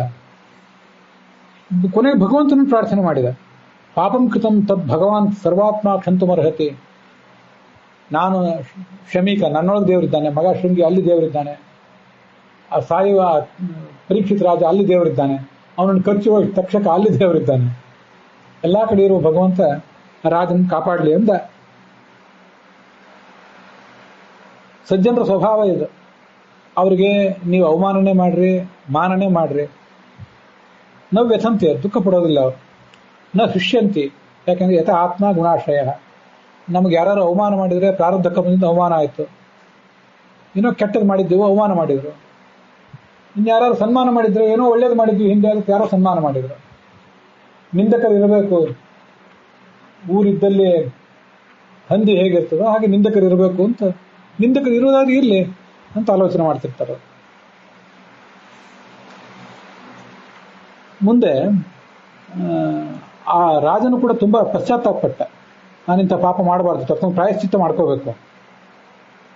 ಇವತ್ತು ನನ್ನ ಈ ರಾಜ್ಯ, ಬೊಕ್ಕಸ, ಸೈನ್ಯ ಎಲ್ಲವೂ ಕೂಡ ಆ ಋಷಿಯ ಕೋಪದ ಅಗ್ನಿಗೆ ಸುಟ್ಟು ಬೂದಿಯಾಗಿ ಹೋಗಲಿ. ಪ್ರಕೋಪಿತ ಬ್ರಹ್ಮ ಕುಲಾನುಲೋಮೆ ಅದ್ಯೈವ ರಾಜ್ಯಂ ಬಲವೃದ್ಧಕೋಶಂ. ಅವನು ಅಗ್ನಿಗೆ ಸಿಕ್ಕಿದಲು ಬೂದಿಯಾಗಲಿ ಅಂತ ಅಂದಿದ್ದ ರಾಜ ಅನ್ಕೊಂಡ. ಆದ್ರೆ ತಕ್ಷಕನ ಶಾಪಕ್ಕೆ ಸುಟ್ಟು ಬೂದಿಯಾಗೋದಿದೆ ಅಂತ ಅವನಿಗೆ ಗೊತ್ತಿರಲಿಲ್ಲ. ನನಗೆ ಮರಣ ಬರಲಿ, ನನಗೆ ತಕ್ಕ ಶಾಸ್ತಿ ಆಗಲಿ ಅನ್ಕೊಂಡ ಅವನು. ಅಲ್ಲಿ ಮಹಾಭಾರತದಲ್ಲಿ ಆ ಕಥಾ ಇದೆ. ಆ ಶಮೀಕ ಋಷಿ ರಾಜನಿಗೆ ಹೇಳಿ ಕಳಿಸಿದಂತೆ, ಇದು ಶಾಪ ಬಂದಿದೆ, ಇದಕ್ಕೆ ಪರಿಹಾರ ಇಲ್ಲ, ಸ್ವಲ್ಪ ಏನಾದರೂ ಮುಂದಿನ ವ್ಯವಸ್ಥೆ ಮಾಡ್ಕೋ, ಊರಿಗೆ ಹೋಗೋರಿದ್ರೆ ಬ್ಯಾಗ್ ಎಲ್ಲ ಕಟ್ಟಿಟ್ಕೋತೇವಲ್ಲ ಆ ಥರ ತಯಾರಿ ಮಾಡ್ಕೊ ಅಂತ ಹೇಳಿದ್ರಂತವ್ರು. ಗಂಗಾ ಪ್ರವಾಹದ ನಡುವೆ ಮರಣ ಪರ್ಯಂತ, ಅದಕ್ಕೆ ನಿರಶನ ವ್ರತ ಅಂತ ಕರೀತಾರೆ, ಊಟ ಆಹಾರ ಎಲ್ಲ ನಿಲ್ಲಿಸಿ ಧ್ಯಾನಸ್ಥನಾಗಿ ಕೂತ್ಬಿಟ್ಟ. ಅಲ್ಲಿ ಮಹಾಭಾರತದಲ್ಲಿ ಕಥಾ ಇದೆ. ಒಬ್ಬ ಬ್ರಾಹ್ಮಣ ಇದ್ದಂತಲ್ಲಿ, ಅವನದೇನು ಆಲೋಚನೆ ಅಂದ್ರೆ, ಅವ್ದು ಒಳ್ಳೆ ಪಂಡಿತ ಅವನು, ಯಾರು ಎಂಥ ವಿಷ ಕಚ್ಚಿದ್ರು ಅದನ್ನೆಲ್ಲ ಬದುಕಿಸುವಂತ ಶಕ್ತಿ ಇದ್ದವನು. ತಕ್ಷಕ ಬಂದು ಈ ರಾಜನನ್ನು ಕಚ್ಚವನಿದ್ದಾನೆ, ರಾಜನ್ ನಾನು ಮತ್ತೆ ಬದುಕಿಸ್ತೀನಿ, ನಾನು ಒಂದು ದುಡ್ಡು ಸಿಗ್ತದೆ ಅಂತ ಅವನ ಆಲೋಚನೆ. ಅವನು ಬರ್ತಿದ್ದ, ಈ ತಕ್ಷಕನು ರಾಜನನ್ನು ಕಚ್ಚಬೇಕು ಅಂತ ಬರ್ತಿದ್ದ. ಈ ತಕ್ಷಕರಿಗೂ ಈ ಬ್ರಾಹ್ಮಣನಿಗೂ ಭೇಟಿ ಆಯಿತು. ಎಲ್ಲಿ ಹೊರಟಿದ್ದೇನೆ ಕೇಳಿದೆ ಬ್ರಾಹ್ಮಣನ ಆ ತಕ್ಷಕ. ರಾಜನನ್ನು ಬದುಕಿಸೋನಿದ್ದೇನೆ. ನಾನು ಕಚ್ಚಿದ್ಮೇಲೆ ರಾಜ ಏನು ಬದುಕ್ತಾನೆ, ನಿಂದೇನು ವಿದ್ಯೆ ಅದು, ಒಂದ್ಸರಿ ತೋರಿಸಿ ನೋಡೋಣ ಅಂತ. ಅದು ನೋಡಿದ್ರೆ ಒಂದು ವೃಕ್ಷ ಅಲ್ಲಿತ್ತು, ವೃಕ್ಷವನ್ನು ಕಚ್ಚಿದ ತಕ್ಷಕ, ಸುಟ್ಟು ಬೂದಿ ಆಯ್ತು ವೃಕ್ಷ. ಇವನು ಬಿಡ್ಲಿಲ್ಲ, ಮತ್ತೆ ಆ ವೃಕ್ಷವನ್ನು ಬದುಕಿಸಿದ. ತಕ್ಷಕನಿಗೆ ಗಾಬರಿ ಆಯ್ತು, ಇವನು ಬದುಕಿಸಿದ ಗತಿ ಏನಿಂದ, ನಿನ್ಗೇನ್ ಬೇಕು, ದುಡ್ಡಲ್ಲ, ದುಡ್ಡು ನಾ ಕೊಡ್ತೇನೆ ಬಾ. ಇವನು ಪಕ್ಷಾಂತರ ಮಾಡಿಬಿಟ್ಟ, ಈ ಬ್ರಾಹ್ಮಣ ಪಕ್ಷಾಂತರ ಮಾಡಿಬಿಟ್ಟ. ರಾಜನ ಕಚ್ಚಲಿಕ್ಕೆ ಅಂತ ಅವನು ಹೊರಟು ಬಂದ. ಇದು ಮಹಾಭಾರತದಲ್ಲಿ ಬಂದದ್ದು, ಇಲ್ಲಿಲ್ಲ ಅದು. ಇವನಲ್ಲಿ ಕೂತಾಗ ಎಲ್ಲಾ ಋಷಿಗಳು ಬಂದರು. ತೀರ್ಥಯಾತ್ರೆ ಮಾಡ್ಲಿಕ್ಕೆ ಯಾರ್ಯಾರೋ ಹೋಗಿದ್ರು. ವಸಿಷ್ಠ, ಅತ್ರಿ, ಸ್ವಯಂ ವೇದವ್ಯಾಸನೂ ಬಂದಿದ್ದಂತೆ. ಎಲ್ಲ ಋಷಿಗಳೆಲ್ಲ ಬಂದರು. ಎಲ್ಲರಿಗೂ ನಮಸ್ಕಾರ ಮಾಡಿದ. ಎಲ್ಲರಿಗೂ ನಮಸ್ಕಾರ ಮಾಡಿ ಹೇಳಿದ, ನಾನು ತಪ್ಪು ಮಾಡಿದ್ದೇನೆ, ನನ್ನನ್ನು ನೀವು ಕ್ಷಮಿಸಬೇಕು. ನನಗೆ ಮುನಿಶಾಪ ಬಂದು ಒಳ್ಳೇದಾಯ್ತು, ವೈರಾಗ್ಯ ಬರ್ಲಿಕ್ಕೆ ಒಂದಿಷ್ಟು ಮಾರ್ಗ ಆಯಿತು. ಇಲ್ಲೇ ಹೋದ್ರೆ ಕೊನೆಗೂ ನನಗೆ ವೈರಾಗ್ಯ ಯಾವತ್ತು ಬರ್ತಿತ್ತು. ನೀವೆಲ್ಲ ಬಂದ್ರಿ, ಕೊನೆ ಕಾಲಕ್ಕೆ ನೀವೆಲ್ಲ ಬಂದ್ರಲ್ಲ, ಇದಕ್ಕಿಂತ ದೊಡ್ಡದೇನಿದೆ.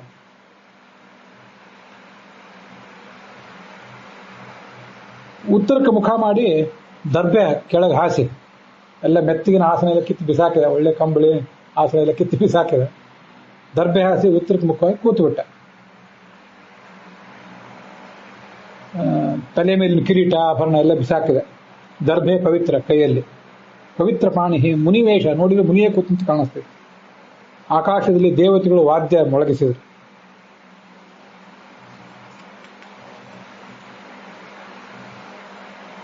ಪಾಂಡವರು ಕೃಷ್ಣನ ಭಕ್ತರು, ಅವರು ಮೊಮ್ಮಗ ನೀನು, ನಿನಗೆ ಆ ವೈರಾಗ್ಯ ಎಚ್ಚರ ಇರುವುದೇನು ಆಶ್ಚರ್ಯ, ಏನೋ ಒಂದ್ಸರಿ ತಪ್ಪಿ ನಡೆದೆ, ಇವತ್ತು ಮತ್ತೆ ವೈರಾಗ್ಯ ಮೂಡಿದೆ ನಿನಗೆ ಅಂತ ಪ್ರಶಂಸೆ ಮಾಡಿದರು. ಆವಾಗ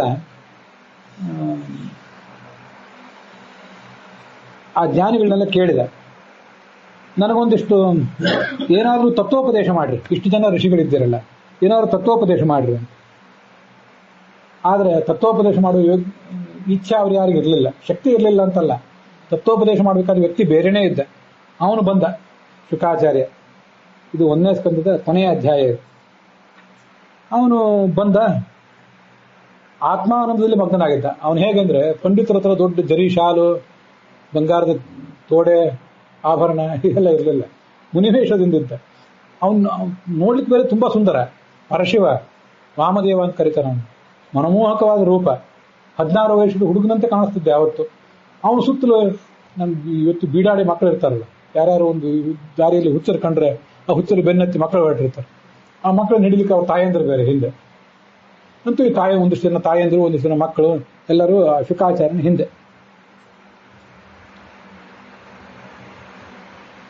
ಅವನು ಶುಕಾಚಾರ್ಯ ಅಂತ ಉಳಿದವ್ರಿಗೆ ಗೊತ್ತಾಗ್ಲಿಲ್ಲ, ಆದ್ರೆ ಆ ಮುನಿಗಳಿಗೆ ಗೊತ್ತಾಯ್ತು. ಎಲ್ಲ ಎದ್ದು ನಿಂತರು. ರಾಜ ಬಂದ ಅತಿಥಿಗೆ ನಮಸ್ಕಾರ ಮಾಡಿದ. ಆ ಮೂರ್ಖರಾದ ಬಾಲಕರು ಅವರೆಲ್ಲ ಇದ್ರಲ್ಲ, ತಥೋ ನಿವೃತ್ತಾಹ ಅಬುಧಾಹ ಸ್ತ್ರೀಯ, ಅವ್ನು ಯಾರು ಅಂತ ಗೊತ್ತಿಲ್ಲ ಸ್ತ್ರೀಯರಿಗೆ, ಮಕ್ಕಳಿಗೆ ಮೊಮ್ಮಕ್ಕಳಿಗೆಲ್ಲ ಯಾರೋ ಬಂದಿದೆ ಅಂತ ತಿಳ್ಕೊಂಡು ಅವ್ನು ಬೆನ್ನತ್ತಿ ಬಂದಿದ್ರು. ರಾಜ ಎದ್ದು ನಿಂತ, ಋಷಿಗಳೆಲ್ಲ ಎದ್ದು ನಿಂತು ನೋಡಿ ಯಾರು ದೊಡ್ಡವ್ರು ಬಂದಿದ್ದಾರೆ, ನಮ್ಗೆ ಇಲ್ಲೇನು ಕೆಲಸ ಇಲ್ಲ ಅಂತ ಅವರೆಲ್ಲ ಎದ್ದು ಓಡಿ ಹೋದ್ರು. ಕೂತ ಒಂದ್ ಕಡೆ ಶುಕಾಚಾರ್ಯ, ನಡುವೆ ಚಂದ್ರ, ಸುತ್ತಲೂ ನಕ್ಷತ್ರಗಳು ಗ್ರಹಗಳಿದ್ದಂತೆ ಅವನ ಶೋಭೆ. ರಾಜ ಅಂತ, ಇವತ್ತು ನೀವು ಬಂದ್ರಿ, ನೀವು ಬಂದ್ರೆ ನನ್ನ ಮನೆ, ನನ್ನ ಮನ, ನನ್ನ ಅರಮನೆ ಎಲ್ಲ ಪವಿತ್ರ ಆಗಬೇಕು. ನೀವು ಬಂದ್ರೆ ಗಂಗಾ ನದಿಯಲ್ಲಿ ನೀವು ಹೋಗಿ ಪವಿತ್ರ ಆಗ್ಬೇಕಾಗಿಲ್ಲ, ನಿಮ್ಮ ಸ್ನಾನದಿಂದ ಗಂಗಾ ನದಿನೇ ಪವಿತ್ರ ಆಗ್ತದೆ. ಅಂತಹ ಪವಿತ್ರರು ನೀವು, ನಿಮ್ಮವರ ಸ್ಮರಣೆಯಿಂದ ಇದೆಲ್ಲ ಆಗ್ತದೆ. ನಿಮ್ಮನ್ನು ನೆನಪು ಮಾಡ್ಕೊಂಡ್ರೆ ಸಾಕು ನನ್ನ ಜೀವಮಾನ ಪವಮಾನ ಆಗ್ತದೆ. ಅಂಥದ್ರಲ್ಲಿ ನಿಮ್ಮನ್ನ ನೋಡಿದರೆ, ನಿಮ್ಮ ಪಾದ ಮುಟ್ಟಿ ನಿಮಗೆ ಪಾದ ಪೂಜೆ ಮಾಡಿದರೆ ಇನ್ನೇನಾಗುತ್ತೆ ಅಂತ ಕೇಳಬೇಕಾಗಿದೆ. ನೀವು ಬಂದ್ರಿ ಅಂದ್ರೆ ಭಗವಂತ ಬಂದ, ಮಹಾಪಾತಕಗಳೆಲ್ಲ ಓಡಿ ಹೋಗ್ತವೆ. ಸದ್ಯೋ ನಶ್ಯಂತಿ ವೈ ಪುಂಸಾಂ ವಿಷ್ಣುವರಿಗೂ ಸುರೇತರಾಹ ಪಾತಕಾನಿ ಮಹಾಂತಿಪಿ. ಇದೆಲ್ಲ ನೆನಪಿಟ್ಕೊಳ್ತು. ಶುಕಾಚಾರ್ಯ ಬಂದಿದ್ದಾನೆ ಅಂತ ಎಲ್ಲಿ ಭಾಗವತ ನಡೀತಿರ್ತದಲ್ಲ, ನಮ್ಮ ಕಣ್ಣಿಗೆ ಕಾಣದೇ ಇರಬಹುದು. ಮತ್ತು ಅವನು ಇಲ್ಲದೆ ಹೋದ್ರೆ ನಮ್ಮಂತವ್ರು ಹೇಳ್ತೀವಿ. ಸುಮ್ಮನೆ ಕೆಲವು ಕಾಲ ಒಂದಿಷ್ಟು ಸಂಸ್ಕೃತ ಓದ್ದವರು ಭಾಗವತ ಹೇಳುವುದೇನು ಕೇಳುವುದೇನು, ಒಳಗೆ ಅವ್ನು ನಿಂತಾನೆ ನಡೀತದೆ. ಅವನು ನಿಂತು ಹೇಳ್ತಾನೆ, ಅವನಿದ್ದಾನೆ ಅಂದ್ರೆ ಭಗವಂತ ಬರ್ತಾನೆ. ಪಾಂಡವರಿಗೆ ಬಹಳ ಪ್ರಿಯ ಕೃಷ್ಣ. ಅವನು ವಂಶಜರಾದ ಅವನ ಮೊಮ್ಮಗ ನಾನು, ನನ್ನ ಬಳಿಗೆ ನಿಮ್ಮನ್ನು ಕಳಿಸಿದ್ದಾನೆ. ಇಲ್ಲದೆ ಹೋದ್ರೆ ನೀವು ಎಲ್ಲೂ ಯಾರ ಮನೆಗೆ ಕರೆದ್ರೆ ಬರೋರಲ್ಲ. ಇವತ್ತು ಪಾದ ಪೂಜೆ ಮಾಡೋರಿದ್ದೀವಿ ಬರ್ರಿ ಅಂದ್ರೆ ತಮ್ಮ ಶಿಷ್ಯರು ಗುಂಪು ಕಟ್ಕೊಂಡು ಬರುವ ಸ್ವಾಮಿಗಳಲ್ಲ ಅವರು. ಆಯ್ತು, ನೀವು ಬಂದಿದ್ದೀರಿ, ನಿಮ್ಮನ್ನು ಕೇಳ್ಕೊತೇನೆ ನಾನು. ಮ್ರಿಯಮಾಣಸ್ಯ ಪುರುಷಸ್ಯ ಕಿಂ ಕರ್ತವ್ಯಂ, ಪರೀಕ್ಷಿತ್ ಕೇಳಿದ ಪ್ರಶ್ನೆ. ಸಾಯುವ ಮನುಷ್ಯ ಏನ್ ಮಾಡಬೇಕು ಕೇಳ್ರಿ. ನಮ್ಗೆ ಏನ್ ಕೇಳಬೇಕು ಅಂತ ಗೊತ್ತಿಲ್ಲ. ಪರೀಕ್ಷಿತ್ ಏನ್ ಕೇಳಬೇಕು ನಮ್ಗೆ ಕಲಿಸ್ಕೊಡ್ತದ. ಸಾಯುವ ಮನುಷ್ಯ ಏನ್ ಮಾಡಬೇಕು, ಏನ್ ಜಪ ಮಾಡಬೇಕು, ಏನ್ ಕರ್ಮ ಮಾಡಬೇಕು, ಅದನ್ನೆಷ್ಟು ಹೇಳ್ರಿ. ನಮ್ಮ ಮೇಲೆ ದಯೆಯಿಂದ ಒಂದು ವಾರ, ಒಂದು ಕೆಲವು ಕಾಲ ಇಲ್ಲೇ ಇರ್ರಿ, ಒಂದು ವಾರ ಇರಲಿ ಅಂತ ಕೇಳಿದಂಗೆ. ಯಾಕಂದ್ರೆ ಒಂದು ವಾರದ ನಂತರ ಹಾವು ಕಚ್ಚಿ ಸಾಯುವನಿದ್ದಾನೆ. ಆವಾಗ ಇಷ್ಟೆಲ್ಲ ಅವನು ಕೇಳಿದಾಗ ಆ ಶುಕಮುನಿ, ಬಾದರಾಯಣಿ, ವೇದವ್ಯಾಸನ ಮಗ, ಅವರು ಈ ಮುಂದಿನಂತೆ ಅವನಿಗೆ ಉತ್ತರ ಕೊಡಲಿಕ್ಕೆ ತೊಡಗಿದ್ರಂತೆ. ಅದೇನು ಅಂತ ನಾವು 2ನೇ ಸ್ಕಂದದಲ್ಲಿ ನೋಡ್ತೀವಿ ಮುಂದೆ. ಈಗ 1ನೇ ಸ್ಕಂದ ಶ್ರವಣ ಮಾಡಿ ಮುಗಿಸಿದ್ವಲ್ಲ, 1ನೇ ಸ್ಕಂದದ ಶ್ರವಣ ಮಾಡಿದ್ರಿಂದ ಏನು ಫಲ ಆಗ್ತದೆ ಅದನ್ನು ಪದ್ಮ ಪುರಾಣದಲ್ಲಿ ಬಂದಿದೆ. ಅದು ನಾವೀಗ ನೋಡ್ಬೇಕು. ಇಲ್ಲಿವರೆಗೆ ಈ ಥರ ಹೇಳೋ ಪ್ರಸಂಗ ನನಗೂ ಬಂದಿರಲಿಲ್ಲ. ಒಂದೊಂದು ಸ್ಕಂದ ಆದಮೇಲೆ ಒಂದೊಂದು ಸ್ಕಂದದ ಶ್ರವಣದಿಂದ ಏನು ಫಲ ಆಗ್ತದೆ ಅನ್ನೋದನ್ನ ನೀವು ಹೇಳ್ರಿ ಆ ಮನೆಯಲ್ಲಿ ಅಂತ ನಮ್ಮ ಗುರುಗಳು ಹೇಳಿದ್ರು. ಆ ಪ್ರಕಾರ ಹೇಳಲಿಕ್ಕೆ ತೊಡಗಿದ್ದೀನಿ. ಅವಂತಿ ಅಂತ ನಗರ, ಪ್ರಾಯ ಮಧ್ಯಪ್ರದೇಶ. ಅಲ್ಲಿ ಒಬ್ಬ ರಾಜ ಶ್ರೀಕರ ಅಂತ, ಅವನಿಗೆ ಕೇಸರಿಣಿ, ಅಜ ಅಂತಿಬ್ರು ಹೆಂಡಂದ್ರು. ಇಬ್ರಿಗೂ ಒಂದೊಂದು ಮಕ್ಕಳಾಗಿದ್ರು. ಇಬ್ರಿಗೂ ನಾಮಕರಣ ಇತ್ಯಾದಿ ಮಾಡಿದ. ಸಣ್ಣ ವಯಸ್ಸಿನಿಂದ ಸತ್ತೋದ ರಾಜ. ಚಿಕ್ಕ ಹೆಂಡತಿಗೆ ಚಿಂತೆ ಶುರುವಾಯಿತು. ನನ್ನ ಅಕ್ಕ, ಅವಳ ಮಗ, ಅವನೇ ದೊಡ್ಡವನು, ಅವನಿಗೆ ನಾಳೆ ಸಾಮ್ರಾಜ್ಯ. ನನ್ನ ಮಗನ ಯಾರು ಕೇಳೋರು? ಗಂಡನ ಸತ್ತೋಗ್ಬಿಟ್ಟು ಇನ್ನು ನಾನು ನೋಡೋರು ಯಾರು ಅಂತ ಅವಳಿಗೆ ಚಿಂತೆ ಆಯಿತು. ಊರು ಬಿಟ್ಟು ಹೋಗಿಬಿಟ್ಲು. ಊರು ಬಿಟ್ಟು ಹೋಗಿ ಇನ್ನೇನು ಹೇಗೆ ಬದುಕಬೇಕು? ಹೇಗೆ? ಮಹಾರಾಣಿ ಆಗಿದ್ದವಳು, ರಾಜನ ಕಿರಿ ರಾಣಿ ಆಗಿದ್ದವಳು ವೇಶ್ಯಾವೃತ್ತಿ ಮಾಡ್ಲಿಕ್ಕೆ ತೊಡಗಿದ್ಲು ಬದುಕಬೇಕು ಅಂತ. ನರ್ತನ, ಗಾಯನ, ವೇಶ್ಯಾವೃತ್ತಿ ಎಲ್ಲೋ ಹೋಗಿಬಿಟ್ಲು. ಈ ಕಡೆ ದೈವವಶಾತ್ ಏನಾಯ್ತಂದ್ರೆ, ಆ ದೊಡ್ಡ ರಾಣಿಯ ಮಗ ಇದ್ನಲ್ಲ, ಅವನು ಸತ್ತೋಗ್ಬಿಟ್ಟ. ಕಿರಿಯ ರಾಣಿಯ ಮಗನನ್ನೇ ಪಟ್ಟಕ್ಕೆ ಕೂಡಿಸ್ಬೇಕಾಯ್ತು. ಕಿರಿಯ ರಾಣಿ ಚಿಂತೆ ಏನಾಗಿತ್ತು, ನನ್ನ ಮಗನಿಗೆ ಪಟ್ಟ ಸಿಗೋದಿಲ್ಲ, ನಾನು ಕೇಳೋರು ಯಾರು ಅಂತ ಇವಳು ಚಿಂತೆ ಆಗಿತ್ತು. ವಿಧಿ ಬೇರೆನೇ ಆಗಿತ್ತು. ಆ ದೊಡ್ಡ ರಾಣಿಯ ಮಗನನ್ನೇ ಪಟ್ಟಕ್ಕೆ ಕೂಡಿಸಿದ್ರು. ದೊಡ್ಡ ರಾಣಿಯ ಮಗ ಸತ್ತೋಗಿದ್ದ. ಕಿರಿಯ ರಾಣಿ ಏನಿದ್ದಲ್ಲ, ಅವಳ ಮಗನನ್ನೇ ಪಟ್ಟಕ್ಕೆ ಕೂಡಿಸಿದ್ರು. ಅವನ ಹೆಸರು ಕೀರ್ತಿಮಾನ್ ಅಂತ. ಅವನು ಒಂದ್ಸರಿ ದಿಗ್ವಿಜಯಕ್ಕೆ ಹೊರಟ, ಎಲ್ಲ ಅಲ್ಲಿ ಸಂಚಾರ ಮಾಡಬೇಕು ಅಂತ. ಯಾವುದೋ ಊರಿಗೆ ಬಂದ. ಅಲ್ಲಿ ನೋಡಿದ್ರೆ ಒಂದು ನರ್ತನ, ಏನೋ ಸಂಗೀತ ಕಾರ್ಯಕ್ರಮ. ಒಬ್ಳು ನರ್ತಕಿ, ಆ ನರ್ತಕಿ ಅವಳ ಸೌಂದರ್ಯ ಇದೆಲ್ಲ ಸೆರೆ ಹಿಡಿದ್ಬಿಡ್ತು. ಇದು ದುರ್ದೈವ. ರಾಜನೇ ಕರೆ ಕಳಿಸಿದ ಅವಳು, ಬಾ ಅಂತ. ಬರುವುದು, ನರ್ತಕಿ ಬರುವುದು ಅಂತ ಸುಮ್ಮನೆ ಬರೋದಲ್ಲ, ಇವನು ಸೇವಾಕ್ಕೆ, ಇವನು ಖಾಸಗಿ ಸೇವೆಗೆ ಬಂದ್ಲು ಅವಳು. ಇವನು ಅವಳು ಸೇವಾ ಸ್ವೀಕಾರ ಮಾಡಿದ. ಏನ್ ನಡಿಬೇಕಾಗಿತ್ತು ಅದು ನಡೀತು, ಅದು ನರ್ತಕಿ ಮತ್ತು ರಾಜನ ನಡುವೆ. ಆಮೇಲೆ ಮಾರನೇ ದಿವಸ ಇಬ್ಬರು ಬ್ರಾಹ್ಮಣರು ಬಂದರು. ಎಂಥ ಪಾಪ ಮಾಡಿಬಿಟ್ಟು ಅಂದರು. ಇವನು ಗಾಬರಿ ಆಯ್ತು, ಏನು ಮಾಡಿದೆ ನೀನು? ಅದಕ್ಕೆ ಅವ್ರು ಹೇಳಿದರು, ನಾನು ಏನು ಮಾಡಿದೆ ಅಂತ ಕೇಳಿದ್ದಕ್ಕೆ, ನೀನು ಏನು ಪಾಪ ಮಾಡಿದೀಯ ಅಂತ ನಾವು ಹೇಳೋದಿಲ್ಲ, ಯಾರ ಜೊತೆ ಪಾಪ ಮಾಡಿದೀಯೋ ಅವಳನ್ನೇ ಹೋಗಿ ಕೇಳು ಅಂತ, ಅದನ್ನು ನೀನೇ ಹೋಗಿ ಕೇಳು ಅಂತ ಹೇಳಿದೆ. ಅವನೇನು ಮಾಡಿದ, ಏನು ದೊಡ್ಡ ಪಾಪ ಮಾಡಿದೆ ಅಂತ ಗೊತ್ತಾಗದೆ ತಾಯಿ ಇದ್ದಲ್ಲಿ ಹೋದ. ತನ್ನ ತಾಯಿ ಇರಿದ್ದಲ್ಲ ಅಲ್ಲಿ ಹೋದ. ಖಡ್ಗ ಕೈಯಲ್ಲಿ ಹಿಡ್ಕೊಂಡ. ಸುಳ್ಳು ಹೇಳಿದ್ರೆ ನೀನು ಕೊಂದು ಹಾಕಿಬಿಡ್ತೀನಿ ಅಂತ ಬೆದರಿಸಿದ. ಅವಳ ಏನು ನರ್ತಕಿ ಬಂದಿದ್ದಲ್ಲ, ಆ ನರ್ತಕಿನೇ ಅವನ ತಾಯಿ. ಅವಳದೇ ಸಮಾಗಮ ಮಾಡಿಬಿಟ್ಟಿದ್ದ, ತಪ್ಪದೆ ತಾಯಿ ಗಂಡತನ ಮಾಡಿಬಿಟ್ಟಿದ್ದ. ಇದು ಮಾಡಿದ ದೋಷ. ಅದು ಮೊದಲು ಅವಳಿಗೂ ಗೊತ್ತಾಗಿರ್ಲಿಲ್ಲೇನೋ, ಆಮೇಲೆ ಗೊತ್ತಾಯಿತು. ದೊಡ್ಡವಳು ಅವಳ ಮಗ ಸತ್ತದ್ದು, ಆಮೇಲೆ ಇವನೇ ರಾಜ ಆಗಿದ್ದು, ಕಿರಿಯವಳ ಮಗನೇ ರಾಜ ಆಗಿದ್ದು, ತಾನು ರಾಜ್ಯ ಬಿಟ್ಟು ಹೋಗಿದ್ದು, ಎಲ್ಲ ಕಥೆ ಎಲ್ಲ ಒಂದೊಂದಾಗಿ ಬಂತು. ತುಂಬ ಪಶ್ಚಾತ್ತಾಪಪಟ್ಟ. ಅವಳನ್ನು ಕರ್ಕೊಂಡು ತೀರ್ಥಯಾತ್ರೆಗೆ ಹೋದ. ಯಮುನಾ ನದಿ ಸ್ನಾನಕ್ಕೆ ಹೋದರು. ಅಲ್ಲಿ ಒಂದು ಕಡೆ ಯಾರೋ ಭಾಗವತ ಮೊದಲನೇ ಸ್ಕಂದದ ಪ್ರವಚನ ನಡೆಸಿದ್ರು ನಮ್ಮಂಥವ್ರೊಬ್ಬರು ಪಂಡಿತರು. ಅದನ್ನು ಕೇಳ್ತಾ ಕೇಳ್ತಾ ಪಾಪ ಎಲ್ಲ ಪರಿಹಾರ ಆಯಿತು.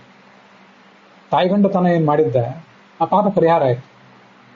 ಪರಿಹಾರ ಆಗಿ ತಾಯಿ ಮಗ ಇಬ್ಬರು ಕೂಡ ಸದ್ಗತಿಯನ್ನು ಪಡೆದು, ದಿವ್ಯ ದೇಹವನ್ನು ಹೊಂದಿ ಸದ್ಗತಿಯನ್ನು ಪಡೆದರು ಅಂತ ಆ ಪದ್ಮಪುರಾಣದಲ್ಲಿ ಕಥಾ ಕೇಳ್ತೇವೆ.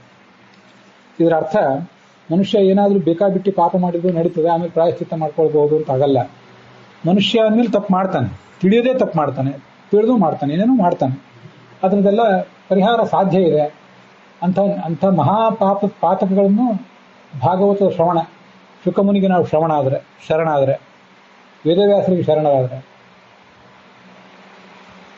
ಆ ಶುಕಮುನಿಯೊಳಗೆ ಹನುಮಂತ ದೇವರು ಇದ್ದಾರಂತೆ, ಒಳಗೆ ಕೂತಿರ್ತಾರಂತೆ. ಕೂತು ವಾಯು ಅಲ್ಲಿದ್ದು ಆ ಶುಕಮುನಿ ಕಡೆಯಿಂದ ಕೆಲಸ ಎಲ್ಲ ಮಾಡಿಸ್ತಿರ್ತಾರೆ. ಅವ್ರಿಗೆ ನಾವು ಶರಣ ಹೋದರೆ ಪಾಪಗಳನ್ನು ಕಳ್ಕೋಬಹುದು ಅಂತದರ ಫಲಶ್ರುತಿ. ಅಲ್ಲಿಗೆ ಇವತ್ತಿನ ಈ 4 ದಿವಸ ಆಗಿವೆ. ಇವತ್ತು ಮೊದಲನೇ ಸ್ಕಂದ ಇಲ್ಲಿಗೆ ಸಮಾಪ್ತ ಆಗಿದೆ.